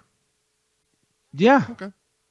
Not a bad day. I mean, I think it's worth it. It's not like anything to write home about, but it's not not a bad day. Especially you said the one that was just picking up Christmas money at that point. But like, I feel like on OnlyFans, you got to go way further into the cabaret. I have no. You got to start dildoing yourself. You got to take coins. It seems like way more work. You just be a fucking stripper. I mean, there's fucking people that make a bunch of money off of just selling their feet. I guess feetfinder.com. Is that it's weird called? Weird shit. CharlieChugs.com or whatever the fuck it's called. Yeah, Charlie Chugs. He invented that. He invented feet. He invented feet and loving them. He invented feet on the internet. God damn it. Yep. I enjoy a strip club, and I feel like, especially the cabaret, where it's not. I mean, the bananas Russian chicks and Brazilian chicks that just got here. Well, the banana hasn't been good since Tens bought it. I mean, granted, it was closed before that. Although there is one, 2 years ago I was there, and it was a real good night at the Banana. Okay. Real good night. But, besides that, I've had no fun there. Well, the Cab is one of those places, it's always felt more fun. It's felt more of like, it's felt like a bar that has strippers instead of a strip club. Sure, you know what I mean? Yeah. Like dive bar. You go there, you order pitchers of fucking light beer, you break balls. Like you said, the strippers all have personality for days. Yep. It's not like and every hour they'll get naked. Okay, great. Yep, good. And they come over and they talk to you afterwards, and they're cool. You know what though? That's undefeated still is the cabaret. This has been going on since I've been going there for 20-something years. Sure. the hottest woman in the room at the cabaret every time I go is the fucking bartender. Mm-hmm. It's never not her. Yeah. It's not the same bartender. I'm not saying like every time same. No, every time the bartender, whoever the bartender is the girl you want to see on stage more than anybody because she's the hottest one there. But this year something crazy happened. Go ahead. Not only was she the hottest one, this older woman comes in. Mm-hmm. I'm saying 25 years older than the bartender, so probably 50s. Okay. And she resembles the bartender. They look alike. All right. And the bartender comes around from the bar and gives this woman a big hug and very excited to see her because it's her fucking mom. So all of a sudden, she working there, or she came to drink? No, she was there to see the fucking strippers, but she made it rain. Hilarious. All of a sudden, mom is the second hottest person in the room. The genetics in this family. Yeah. I'm looking over going, fucking hey. Yeah. 2 women, not stripping. I will pay to be on stage. Yeah. Well, the bartender, though. I tell you what. I know I got to get them on. On with us. I go there and I ask the same fucking guy every time. Maybe ask somebody else. Lions. Maybe ask the bartender. There's no one else. Ask the bartender who's in charge. He's the boss. Yeah, but it's him. At the very least, if she points you to him, you know he's fucking lying to you and doesn't want any part of you. If she says, "Oh, it's somebody else," it's a hate crime. Huh? Yeah. I said all of a sudden there's a hate crime. Yeah, well, exactly. Now you're challenging him to the parking lot. Yeah, let's go. He knows kung fu because Asian, and now all of a sudden I'm fucking dead. Thanks, Obama. I just wanted to. I liked your club. God damn it! I just want to say we're sponsored by the cabaret, and now I'm dead. Now I'm dead. Now I died because the Asian guy knew kung fu. Fucking Jackie fucking Chan over here. So I had a different party to go to after the cabaret. I had a whirlwind. Jesus Christ. I went to a party at a loyal listener, Dave's house afterwards. He listens every week, always. What shape are you in at this point? I am pretending. I'm faking till I make it. I am good. Bud Light City all day. Especially at the cabaret, it's watered down Bud Light. Oh, yeah. Well, it's funny at the cabaret, too. My nephew was there, just turned 21 a few months ago. And Kevin Mulvey kept putting dollar bills in his winter hat. Mm-hmm. Made him look like a rhino. And the girls would come over and take them from him with their boobs. Ah, that old bit. It was fun. And then he doesn't drink much, but I was forcing him to drink a lot. Sure. He's like, I think I had like 15 beers. I said, at least. Now what do you want to do? He's like, how do you get a private dance? I said, well, you pick a girl and Uncle Andy buys it for you. He picked the dragger. Really? Yeah, he went Drag City.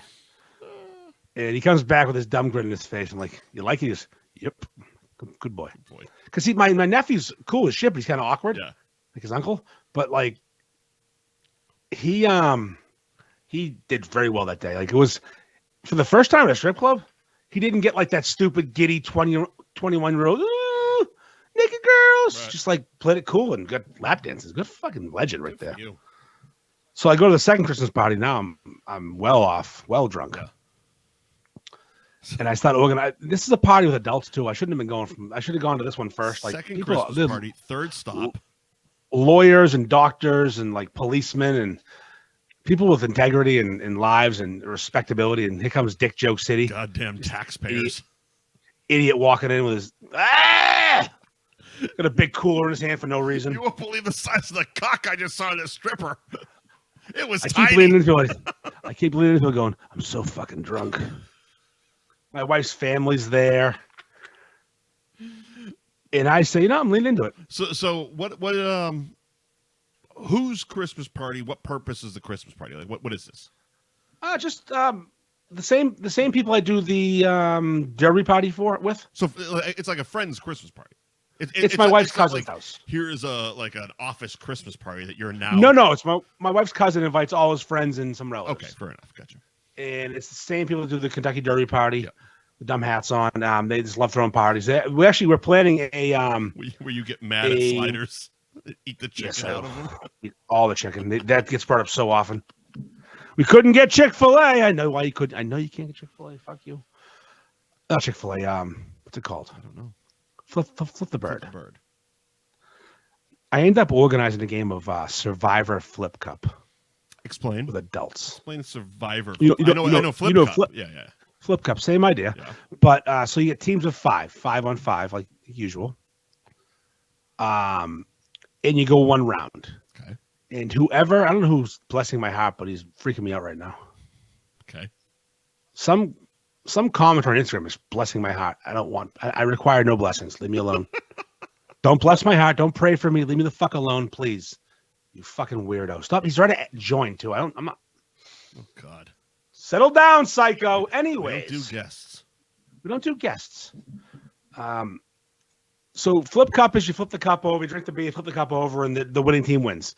Survivor Flip Cup, if your team loses a round, you eliminate somebody. And then now there's 4 people, 5 cups, and someone goes twice. Okay. You lose again, you're down to 3 people, still 5 cups. Sure. I got eliminated early because I couldn't. I'm usually pretty good at this game, but the cup was fucking me up. Plus, I was drinking this noon. We almost pulled it off with this girl. Just fucking almost wrecked everybody. She lost at the end, but we had a day. I got these people to fucking get it out. And we go back inside. It was cold. And I said to the people, I said to Dave and Michelle who own the house, I said, listen, you guys love throwing parties. Let's do a college party. Let's all wear whatever college you went to's fucking sweatshirt and play drinking games. And if you didn't go to college, wear a high school sweatshirt. Give people time. Let's go fucking full frat party this summer at your house in the backyard. And they're in. We're doing it. It's going to be fucking awesome. Jesus Christ. Flip cup, slap cup, Beirut, fucking pong, horseshoes, whatever you can think of outside. We got lawn darts. Let's bring lawn darts. That's definitely a summer thing. Yeah, it's got to be like, I think August is probably September. Maybe September. Yeah, nice. Because they do the party in May for the Derby. Yeah. We could do a Derby college party. We can double dip. Yeah, sure. Fuck the Derby. Fancy dress. Here's the biggest upset of all time, though. I went to the NSB Christmas party. Mm-hmm. I went to a second bar and tried to start a fight with the world. Yes. I woke up, had the Essex Gutter Christmas party with the Hooters, a strip club, a third party. Mm-hmm. I caused the game of Flip Cup to happen. Yep. I got home that night. Mm-hmm. My wife was present for a lot of this. Sure. I was in zero trouble. I did nothing wrong in her eyes. I mean, from the sounds of it, she was there for everything except the Hooters and cab. Yes, yeah, yes. Yeah. Zero complaints. I was actually told I'm proud of you. Because their expectations are low. What in the past has constituted a less than proud of you response? I mean, most recently, we were going to say the Twisted Fate comedy night that I passed out at. At the place. During the show. The headliner. Tell me you were snoring. Yep. This lesbian dressed like a banana was telling jokes, and Andy, he was falling asleep. And I get tired. And I fell asleep. That's most recent. Sure. But in our history, sure, I could spend an episode on my fuck ups. Off the top of your head, what's a banner night at the old Ferg house? I'm gonna go worst. I'm gonna say 2011 mm-hmm. or 12. Mm-hmm. The singer Gautier, who had one hit, was called "Somebody I Used to Know." It was a hot song. All right. Okay. I had friends that liked concerts back then, and they'd always buy tickets. I have a rule: if I don't like 4 songs, I'm not going to go see you. If I like 2 songs, I might buy your back in the day CD. Yeah. They bought tickets to Gautier at House of Blues. I got forced into it. My wife didn't want to go. We went. I learned that if you go to House of Blues early, you can get in early if you go to House of Blues and have dinner. Yeah. So I went in, got ourselves a spot next to a pole, living the dream. My friends showed up. I've never been a fan of shows at House of Blues. The standing room only. I don't like standing room only at all. Stinks, and you got to fucking if you don't get a good spot up against the railing, now you're boxing out. The whole show. I went to when Always Sunny was doing the Nightman Cometh Live, and they did it at House of Blues, and me and the ex went, and fucking right in the front of the line, got a great spot, on the top, right on a rail.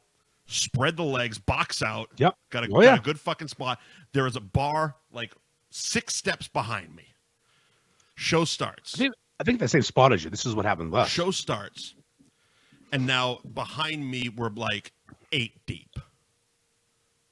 I'm like, you're real tall. So the first time, I'm like, you gotta go get me a beer. And I hope I said it better than that, but it was also implied that like I need to protect our fucking spot. Protect this house. Okay. So she goes, she gets the beer. And the next time around, she goes, you need to go get me a drink.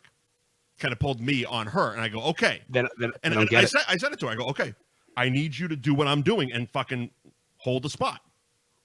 Guess what happened when I came back? You lost your spot. She's standing against the rail, and there's 2 more people in the space that I was occupying. So now I'm kind of peeking around, peeking over, being like, anybody got to piss? Get the fuck out of here. Yep. You know this is kind of what happened. Become the asshole now, being telling your wife who's shorter than you to stand behind you because she fucked up your spot. So same place. I'm stage left. Yeah, exactly. Yep. I'm in the big group bars right behind me. You're standing in exactly the same spot. Yep. Yeah. Ready to so get that pole. Yep. I have a pole and a bar. I living the fucking dream. Where you are. Yep. Yep. And I have a crowd, and I have a lot of people with us. There's a whole big group. Yeah. So we're working as a team, keeping people out of our spots. Life's going good. Here's the thing. I'll let you finish. But like, if I didn't give a fuck about actually seeing the show, I would have been down at the lower bar. Who was it again? Always Sunny. Oh yeah, of course. So they're doing they were doing the live show. They did a live tour across the country of Nightman Cometh, and they showed the first 2 episodes of that upcoming season. Fucking great fucking night. Oh, of course, yeah. But if I didn't give a fuck about where I was standing because I wanted a good view because I'm a fucking fan, I wanted to see the show, I wanted to see the fucking episode. Sure. I would have been down in the lower bar because that's where the cast was hanging out drinking with everybody. But I gave a shit about actually wanted to see the I wanted to see the fucking show. Anyway, go ahead. So before the show started, I wasn't who I am now. I drank, but I wasn't pound. I was drinking Bud Heavies early. Mm-hmm. Then I was drinking Narragansetts in the show. You didn't have 6 groups that required your immediate attention to chug beers. Yes, but also I was getting drunk. And then my buddy Paul started getting bullied by some cuck who was filming things. And Paul's not a fighter, not a tough guy. He's a strong kid, but he's not like looking for that. Sure, wants to. He's got a real job and stuff. Yeah. He keeps hitting me. Like, what's going on? He's getting pushed. There's this fucking guy. I go, switch spots. Now they play some fucking song that requires silence. This guy's filming. I want to ruin his film. I keep yelling, I love this song. I love this song. It's my favorite song into his camera. So I'm ruining his recording. Yeah. Problem was the whole room was silent besides me because I'm hammered. Yeah. The man on stage heard it, did not enjoy it, told me shut the fuck up. Nice. Pretty solid highlight. That's you over there. Yeah, that's a good one. Shut the fuck up. That's me. That's me. All good. So fast forward, the concert ends. We leave, go to a bar. I am blackout wrecked, and I'm trying to find shots. Sure. And Andy goes to sleep. He passes out pretty good. At the bar. Now it's time to go. We're in Boston. My wife isn't carrying me. Right. I am alcohol poisoned, in my opinion. You're not staying in Boston. You're getting home somehow. I've been roofied. We're taking the train. We somehow end up on the train going back to Salem. I wake up on that train somehow. I don't know how I got those subways were involved and stuff. I start throwing up on myself. Oh, God. I get up and go to the platform and try to puke between the platform and the train. There's no room for puke. I'm making a mess everywhere. The whole train gets up and goes to the other side of the train because I am a disaster. I am this close to being arrested. Yeah. I'm so drunk. My wife has sobered up at this point because she knows someone has to, and she's babysitting me. Yeah. And she's trying to clean up stuff. And we've all been there. We parked our car in Beverly. Mm-hmm. At that train station. Mm-hmm. Beverly, where the restaurant is. Definitely deep. I puked at the Salem stop. Yeah. So that's before Beverly. Yes, it is. Puked there. Between Beverly and Salem and Beverly, she needs to find paper towels, clean up, throw up everywhere. God, just leave it. She's trying to be a good person. Sure. We get to our stop where our car is. Again, I'm not driving home. So in my mind, it was really important that I go to my car. I look around. I don't find my wife. I get off. She's cleaning things, does not get off. Oh, no. She goes up one stop, which is Montserrat, which is like a dark alley in Beverly. It's not like Gloucester, Rockport. Man, it's a really bad spot. Yeah. I'm at Beverly Depot. Yep. I go to our car. I get in the passenger seat because I'm a fucking genius. Turn the radio on, and I go to sleep. Oh, no. I didn't see all this. Oh, no. But she got off the train in Montserrat, realized I was gone, tried to walk the tracks back to Beverly Depot, which is real dangerous. That's very dangerous. Ended up seeing a police car, flagging him over, telling him what happened. He drives her back to where I am. Yep. I'm in the passenger seat going, what's up? Where you been? Oh, no. And hammered. Oh, no. She is not thrilled. No, we're not driving anywhere. No one's driving. Right. The cop goes to get me a cab. The cab drivers won't accept me because I'm too drunk and I smell like throw up because I'm covered in it. Why would they accept you? Why wouldn't they? Why would they? Why would they not accept you? Like, because I was covered in throw up and I might puke again. yeah, but you already It wasn't puked. Uber. I mean, how many fucking... I had plenty more in the chamber. Don't worry. Nah. All right, go ahead. The cop forces the cab driver to take me. I go, I have money. I prepay. I give him a 20 for a $6 ride. This is 10 years ago when Uber didn't exist yet. Right, exactly. Just get me home. Yeah. We get home. Obviously, she has things to say. She has thoughts about what happened tonight and what I should be doing, and I don't understand because I'm too fucking drunk. That's not the right time to do that. No, of course. And all of a sudden, I'm getting yelled at. What did I do? And I'm like, Shorzy, for what? And since we've all been there, we all know exactly what happens. Your drunk brain immediately goes into defensive mode. Yep. I didn't do anything. You're an idiot. Yep. So mad at me every time I do. Just having fun with my friends, and all of a sudden, I'm an asshole. Yep. Yeah. Yep. So that's one of the many times I have fucked up. That's a good one. That's the worst. That's a fucking good one. Holy shit. But not this time, though. No falling asleep. I got us home every night. I am not in the doghouse now. It's been a fucking bender and a half. I've been leaving Las Vegas since last Thursday. But guess what? I'm not in trouble. There you go. Congratulations. I've even had sex. My God. With a woman. With a girl, yeah. Pretty funny, though. I'm not going to get into detail, but you know how sometimes it's late night, you try, and it's fun, but you're not going to finish, but it's fun. Yeah. Next morning, fucking land the plane. Wake up. We're finishing this. Unfinished business, like a WWE event. Andy Ferg getting laid. Unfinished business. Saturday was the pre-show. Sunday, unfinished business. Live from the marital bed. Now it's December 23rd, Mike. Yeah. I'm on fucking mid-bender. Mm-hmm. I didn't exactly do all my Christmas shopping. Oh, no. Because I just didn't do it. I got a plan. Now that you say it, I do remember these text messages. Yeah. I went to the mall. I needed to get... So my wife wanted this Atari game system because she's a child of the 80s. Sure. And they come up with this new Atari game system that plays old Atari games and also has a preloaded cartridge for other games. Like, you can actually take your cartridges from 1983 and put them in this. Like full size? Yeah, it's a real. Oh, it's an Atari game system. I got the little the mini. It's basically a miniature version of the OG Nintendo, but it's preloaded with like 100 fucking Nintendo games. You don't got to do anything. This works. This works. Okay, good. And it has an HDMI cable. You can plug it. Yeah. She wants this on my list. She wants three things. She wanted an Edgar Allan Poe hardcover book because she's a nerd and she likes Poe. Sure. I like Poe too. I'm fine. She wanted a recipe book to put her recipes in. Okay. Great. And there were two more things. It was either the Atari game system, and I got some hints about a Coach bag. Okay. Atari game system, I looked into it. Looked lame. I had no games. The preloaded ones are stupid. No. Gotcha. So my goal on the 23rd was to get my daughter and my wife a cashmere sweater, because that's a tradition for us. For me, I buy them cashmere every Christmas.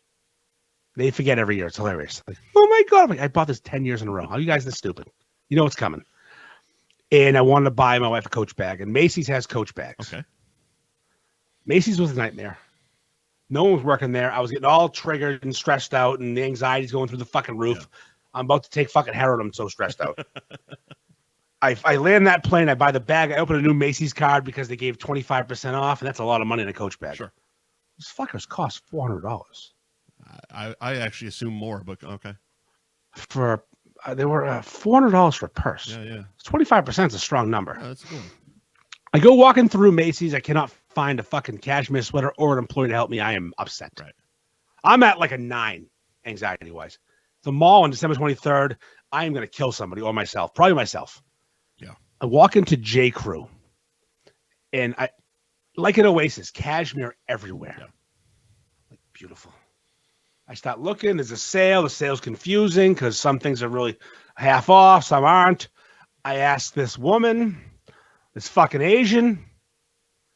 I say, hey, can you help me with this sale? I'm trying to understand what's going on. You're really hot on the Asians tonight. Well, this is true. I go, I need some help. You look smart. Because she's a fucking Asian. Look, I need help. You look like you've done math before. Yeah. I'm like, or know how to fold a sweater. Either way. 50%. Yeah, you could probably do dry cleaning if you had to. I understand. Asians got a lot of skills. Explain the sale, fold the shirt. Let's go. Yeah, you don't play basketball for the most part, but unless you're Yao Ming or Jeremy Lin, but you could fold a fucking shirt or give me some math. So she helps me a lot. She's really helpful. She's like, oh, this one's this is this. And I pick out a couple nice sweaters, cashmere Georgie, slide in, go to the register. Right. The cashier was probably 19. 100% would have fucked me. I would have fucked her, not me. She wouldn't have fucked me in a million years. What was his name? Oh, yo, she had like the movie Color of Night. Yeah, the Bruce Willis movie. Yeah. She had that vibe going on. Okay. A little lack of chin, a little nerdy, but What's her name? Jane March, I believe. I don't know her name, but I was in hard. So she says to me, did anyone help you? Yeah, the fucking Asian did. Jane March, yep. Yeah. So here I am. I go, yes, someone helped me. Yeah. And I'm trying to be not triggered and psycho. And I turn around to point to the fucking Asian. Yep. No to be found. Yep. I go, shit. I turn, and there's a 10-second of awkward silence between me and the chick from Color of Night. She's looking at me. I'm looking at her. I'm like, she's It's moments like this why our parents' generation, doesn't matter how big or small the issue is, they always ask, "What's your name, hun?" I did not ask a Toyota name. I've never once in my life been in a fucking store and given a shit what the person helping me's name was. But my mother will ask a fucking McDonald's person, "What's your name?" So I'm staring at nothing at the girl's eyes. I'm like, I want to say the Asian broad helped me, but I can't because 2023 and obviously that's offensive. I think you could have said the Asian woman, assuming someone's fucking nationality. I mean, gender's actually probably more problematic. Yeah, this girl looked like the kind of person that would not enjoy me saying the fucking Asian broad. She looked like she wanted coloring books and crayons. Like she don't know jokes. But lucky for her, I sat there awkwardly long enough, and she said, "Did she have dark hair and a ponytail?" I'm like, "Yeah, she was definitely a sumo wrestler. That's the one. Let's go." I can draw her. Do you have the yellow crayon? Yes. I just need 2 black lines for eyes. If I do this, does that help? Not even a little. So you got her a commish. I got her a commish. I got that fucking Asian brother commish. Got that commish. This Christmas has been pretty fun though. Like you and I have been having a lot of blast with the old AI game. Oh Jesus, yeah. You learned AI very quickly. Yeah, I went deep down the rabbit hole like real fucking hard. It took, there was like 30 rejections before I could actually make a picture. Content warnings are definitely a thing. Yeah. They are. Yeah, they don't. You can't say tits. Can't say jacking off. Trust me. It wasn't even sexual. It was super racist. You went from like just barely figuring it out to maybe one of the greatest ones ever. The greatest one I've ever seen. I did some fun ones. The Arby's ones, I loved them. Dude, honestly, I was more impressed with your Arby's ones because of how specific they like. I'm looking at like, how did he get Santa to vomit barbecue sauce? Like, I get Arby's because I could put the Bruins logo on things, so I get, okay, name brand things. But it was like, how did you get Santa to vomit barbecue sauce? That's what I wrote. Fair fucks. AI is real it took me a minute because I was doing very broad strokes right out of the you need to be very, very specific with AI because they'll do whatever you want. The first ones, and I didn't even share half of the first ones because they were so dumb and they just came out like fucking little cartoon Hallmark cards, and I was like, ugh, I hate myself for even creating those things. But you know what's a fun one to do is if you put in the Pixar style. Because they will make Andy Woody have a hard on and whatever you want. Well, in the Pixar style. Yeah. So I typed in a few the Arby's ones and I was having a blast with it. And you started sending me like world class ones, and every time you sent me one, it was better. I found better, nudity. and then it was I found out how to do nudity. You did tits, and then like Santa, what was it? Human centipede it belongs in the fucking Louvre. It is the greatest bit of AI that I've ever seen. I mean, I stole the idea for the Arby's thing from someone. Yeah. Not Mo or Charlie. I'm not giving them credit. But human centipede is upper echelon. And then to get the director Tom Six of the Human Centipede to give it the old like on the X or Twitter. That's some stuff right there. That's pretty goddamn good.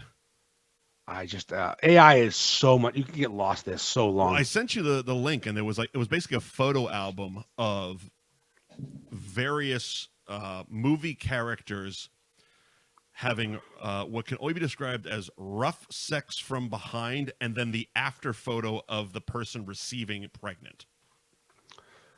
And I'm like, how? Because the AI that you and I were using, it doesn't do like real people's faces, but these were it was legitimately Daisy Ridley and Adam Driver as Kylo Ren and Rey from Star Wars. It was their fucking face. It was really Sigourney Weaver's face getting fucked by an alien. It's Chat GP or Chat GPT. One of those. Is that it? Yeah. I think that's the one people use when they get real fucked up things. Because I just go to Bing because I can't figure out other because things. Like the Smokey and the Band of Christmas, I literally put Burt Reynolds into the thing, and the mustache was about as close as they got to actually Burt Reynolds. But I'm gonna try Chat GPT. It was enough of a Smokey essence, if you will. Oh no, it was there. Yeah. You got the message behind it, but yeah, it's been some fun. That one, God forbid, I figure out how to do that one with the real people, and there's some dark shit in my brain. Yeah, well, we all have dark shit in our brain. And now AI lets that dark. Well, you know, someone said, "What's wrong with me?" When I did an AI thing last week. What? What the fuck's wrong with you? I mean, you've done so many AI things. Which one? And I don't know which one. And I said, I'm not sure. But I did it in a kid's term. I said, I stay undiagnosed. So, well, stay that way. Like I said, it's simply about manipulating the trigger words, much like talking to a person in their 20s. You know, like you said, you couldn't go up to that cashier and say, "The fucking Asian broad, help me." You had to kind of Mickey Mouse around it, if you will, and same thing with the AI. So it's like. The one I showed you that actually had nudity in it. It was the strippers was the trigger word. So you change strippers to dancing girls, and there you go. Same goddamn result. You get titties. You get titties on a pole. God damn. But I was pretty impressed with my fucking the America. The woman is fucking her. Oh no, her head was a whole eagle. There was cocaine and marijuana and fire.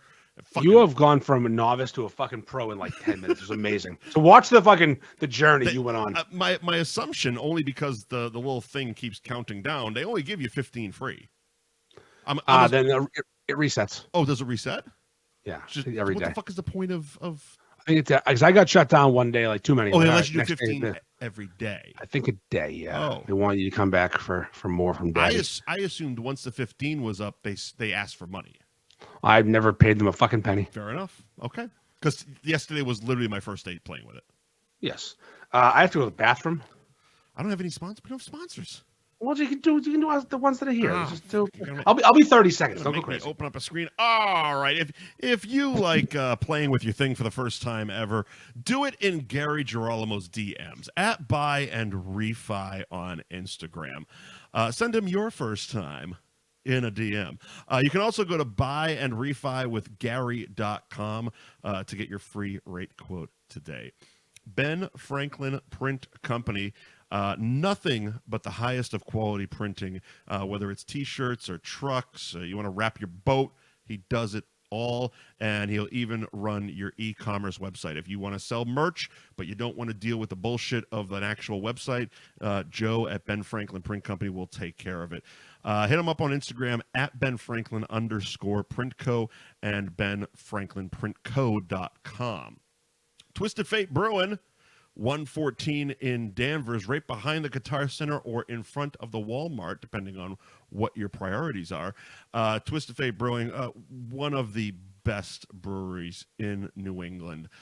So happy to have Dave on board sponsoring F Buddies. And I actually can't wait because I believe Andy's going to pick up some beers for me to send on down to Florida because I have a car coming down to me in about a week and change. So hopefully we're going to load it up with some Twisted Fate so I can actually drink good beers down here in Florida. And of course, Anthony's, by the way, at twistedfatebrewing.com. Click on Find Our Beer and you can figure out where Twisted Fate is being sold and where it's being poured in bars. Anthony's Roast Beef and Pizza in Tewksbury. Instagram is ARB Tewksbury, and the website is anthonystewksbury.com, where you can order online.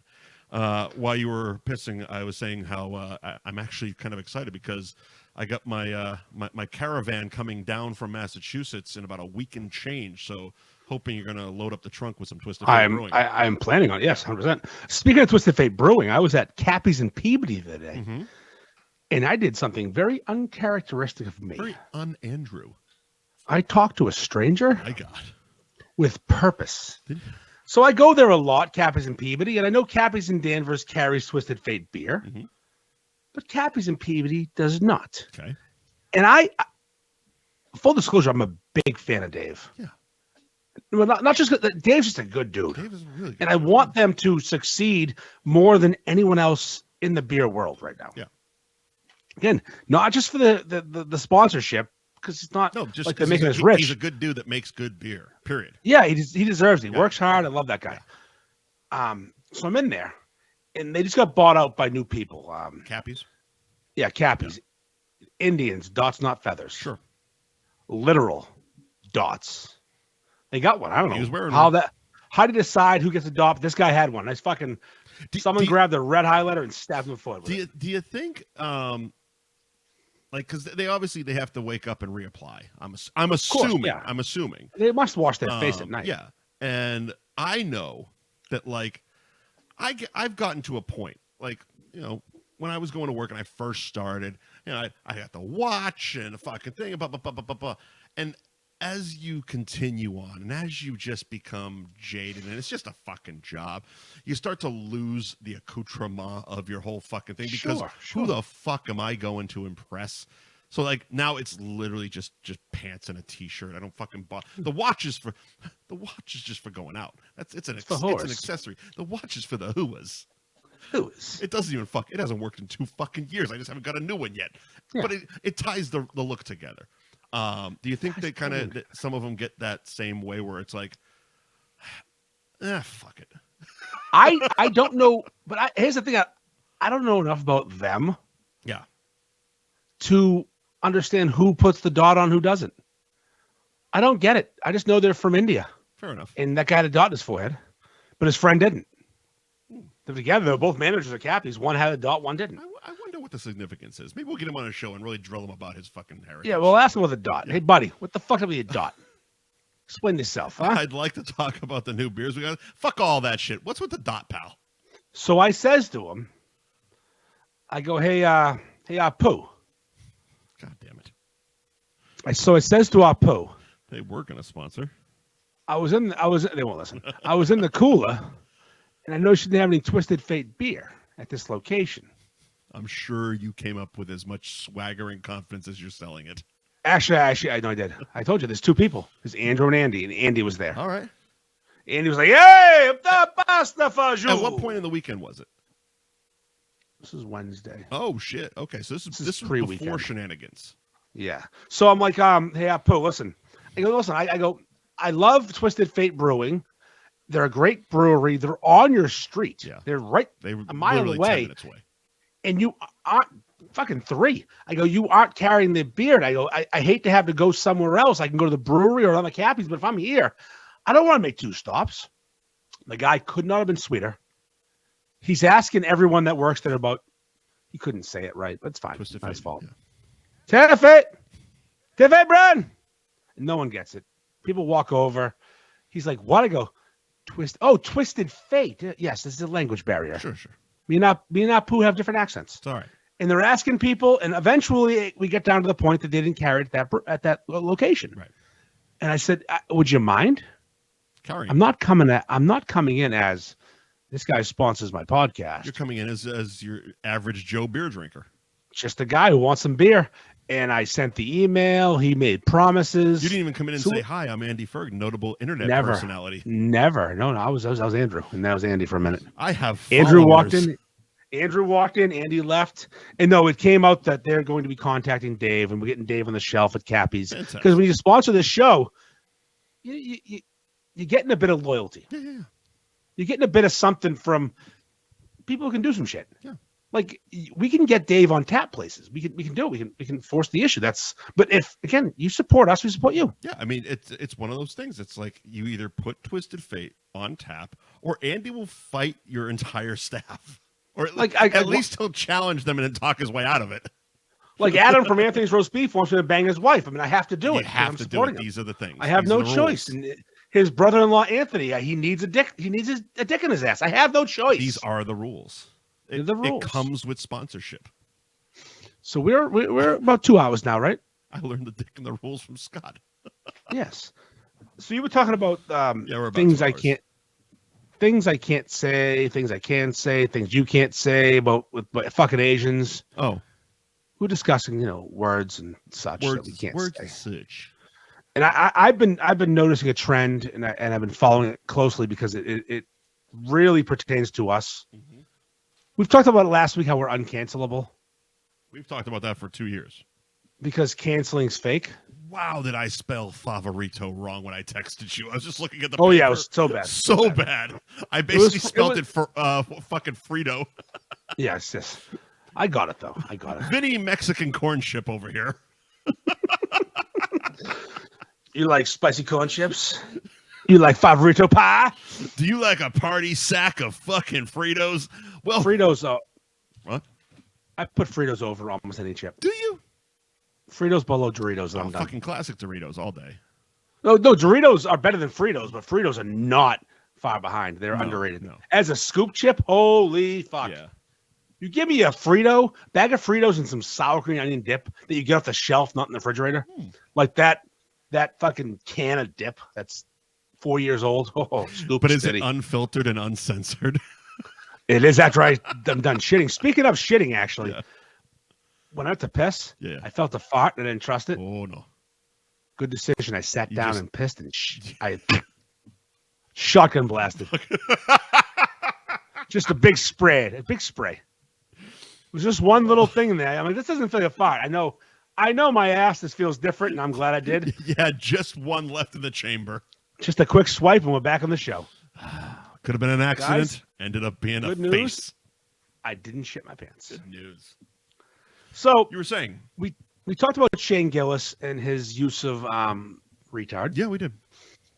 And very well used. He did a good job. And he made it okay. The special is so fucking good. It's like the best special ever. I actually put on one of my favorite specials afterwards, and it didn't hold up. I'm like, fuck, Shane's taking the lead. Mm-hmm. I put on Theo Vaughn's special when he's got a mullet. Mm-hmm. Which is great, but still, Shane Gillis is better. Yeah. I watched one last night, a new special. Ricky Gervais on Netflix called Armageddon. Yeah. I'm not going to spoil it. Yeah, because I'm going to watch it when the show's uploading tonight. Because he goes hard in the paint. Okay. At offensive. And it's not, he does drop a few hours on there. Was it good? Yes. Okay. Very George Carlin in the 90s-esque. Okay. Where it's not just comedy, he's teaching you stuff, but also he's funny. He's trying to teach you stuff. Are you learning? I learned how to say different words. Did you consider yourself schooled? Nope. Okay. I thought it was funny. He didn't teach me anything, but he tried. I'm telling you. At one point he goes, In my last special, I think it was called. It's like whatever it was. Years ago. It was last year. Was it? Netflix last year, yeah. Oh, shit. He said, I said things that offended a lot of people. I wouldn't have blamed him. I mean, he's literally one of the people in the world that doesn't ever have to work. Exactly. He so created rich. the fucking office. Which is why we love him, because he can say what he wants and cannot be canceled because he's nothing uncancelable. to lose. Yep. As long as he doesn't pull his dick out and jerk on for somebody, he probably could fine. And come back from it. Louis didn't do well. So he's talking about all the things he can say and can't say, and how last special he was, attacked for saying the worst things ever. Sure. He's getting canceled, and he goes, "No, I said those things. Yeah, I didn't get canceled. Right. I'm here now. I'm going to say worse things. Yeah, because you can't stop me." I'm like, this is what the world needs right now: is a fucking gives no fucks comedian who can give us some words back. There's a few things to that. One, it follows suit with the when people say you can't say that anymore. You can say whatever the fuck you want. You have to accept the consequences, and you make the decision of whether you're going to apologize or not. But you need to also understand that if you apologize, you're fucking done. Yep. And he never has. Nope. B. And this I realized more when he was hosting the Golden Globes. Ricky kind of makes his own controversies. Of course. Like, he would show up to the fucking Golden Globes being like, this is my last time. They're never going to have me back, even though he's got 3 fucking contracts. Yep. He's got 3 more. He also reads his Twitter and makes a controversy. Half his shows reading Twitter. I mean, it is what it is. He's an atheist with money, and he's going to fuck with people. He also smart, the professional wrestling aspect of it, where one person says something, and that's what matters. Sure. That one opinion that he can take and make into a 10-minute bit. Right. And that's kind of where we live. We're not Ricky Gervais world, but one person calls us living on the internet, and 2 years later, we're still living on the internet and bringing it up every day. We're doing real well, by the way. Yeah, we're killing it. Like, I am enjoying living on the internet. We are having a sponsor appreciation episode and not getting paid. And not getting paid for it. We're doing that well. Because we can living on the internet show. is this much fun. Yeah. Yeah, it's freebies. Fucking freebies. Because our sponsors are fucking awesome. Fucking great. I texted them all one by one. I said, listen, our sponsors are such fucking beauties. They're such fucking beauties. We should be sponsored by the gyms. There is. Jim. We need a 4th gym. What do we got? A Gary? We got a Gary, a Joe, and was it Adam or Andrew? It's Adam. It's Adam. Adam at Anthony's. So, Gary, Joe, we got Adam and Joe, Gary, and Joe, Dave. Adam, and Dave are such fucking beauties. Such fucking beauties. Such fucking beauties. Oh, man. And everybody that sponsored us this year is fucking beauties.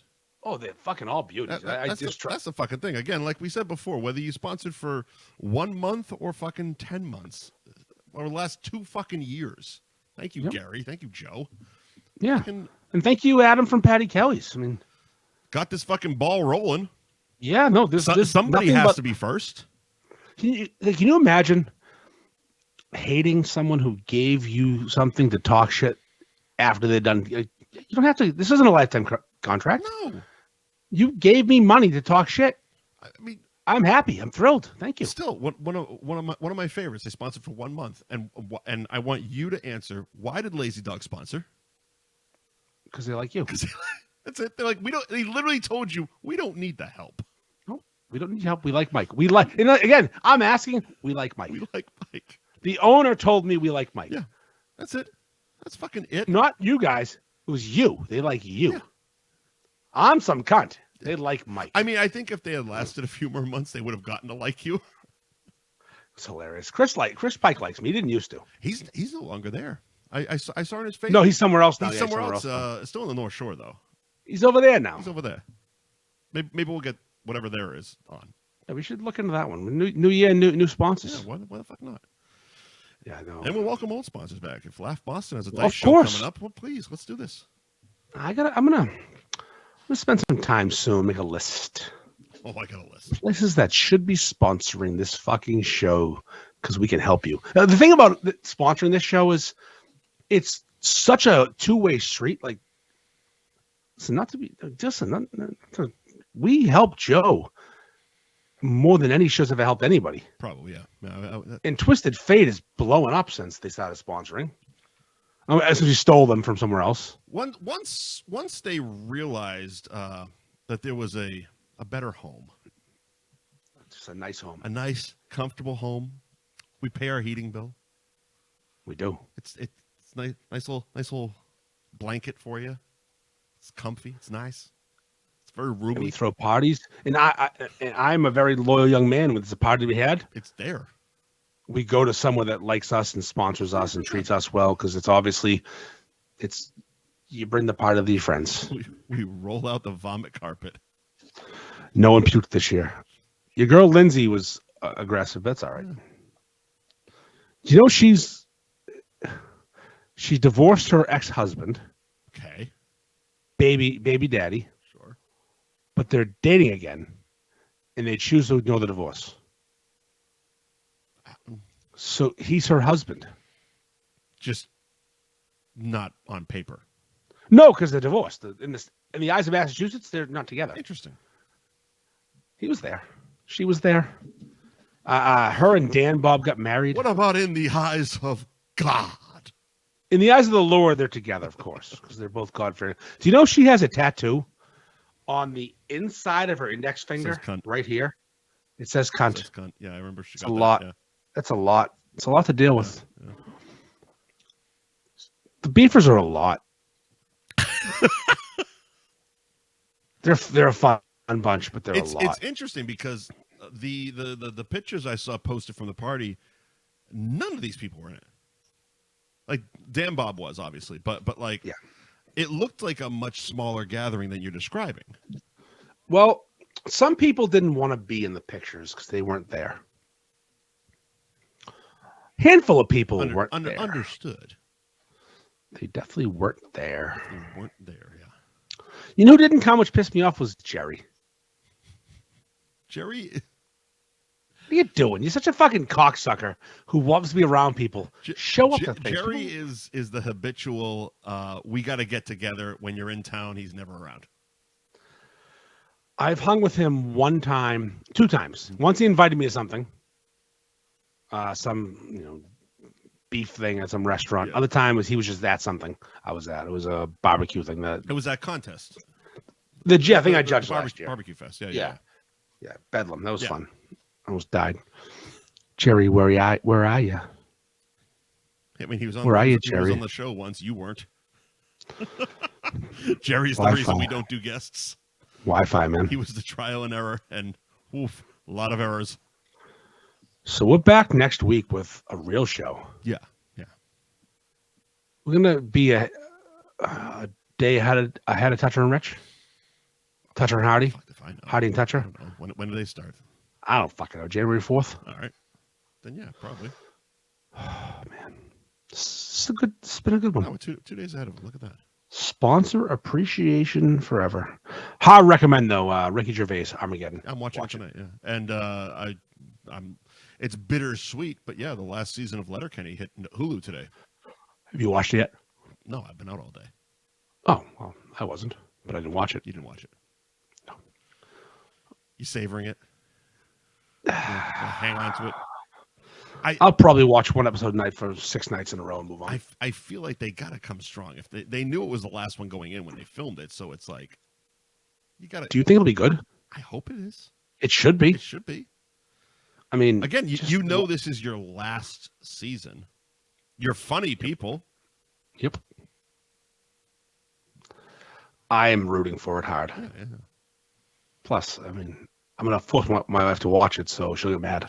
It sucks. Yeah, I think I'm doing Ricky tonight, and then I'll probably pace out the last season of Letterkenny over the next couple nights. Yeah, text me out, Ricky. Let me know you like it. Yeah, well.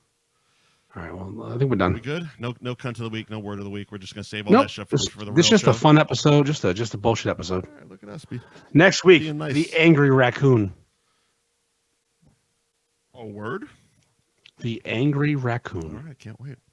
Next week's word of the week. Thank you to all of our sponsors over the past year. I'm gonna fucking read them. Of course, our stalwarts: Gary Girolamo Group, Cross Country Mortgage, Ben Franklin Print Company, Twisted Fate Brewing in Danvers, Anthony's Roast Beef and Pizza in Tewksbury, all of the Knicks places, Tostimo's in Seabrook, New Hampshire. Ted Londi especially, huge shout out to Ted Londi and all he's done for this show. And, of course, Londi's roast beef in North Andover. 508 Sealcoating, Roux Family Moving and Michael Roux. Donali Food Truck, thank you, Donnie White. Laugh Boston and Andrew Dice Clay.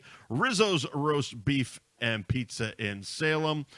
Giovanni's in West Peabody, Sidelines in Salem, and Vinny Favorito, of course. Favorito. Paddy Kelly's for getting this whole thing started. Jamie's Roast Beef, Coastal Mass Brewing, Foodigenous, the Foodie Genius, Longboards Restaurant and Bar in Pickering Wharf in Salem, the whole Matera family, Lazy Dog Sports Bar in Lynn, thank you guys, and of course Champions Pub in Peabody. Thank you to everybody that brought F Buddies to you for the past year. Cannot wait for the coming year. Lots of appreciation. Anything else before we're done? I like your money, thank you. I like it. Your money is green. I like it. I like your money. Thanks. I think I'm done with this bullshit. It's fucking Tuesday. I have to work tomorrow. This sucks. See you next Tuesday. I ain't worked in a fucking week. I don't want to go back. I'm doing it. Cunts. Sponsor us. Get Andy off the ladder.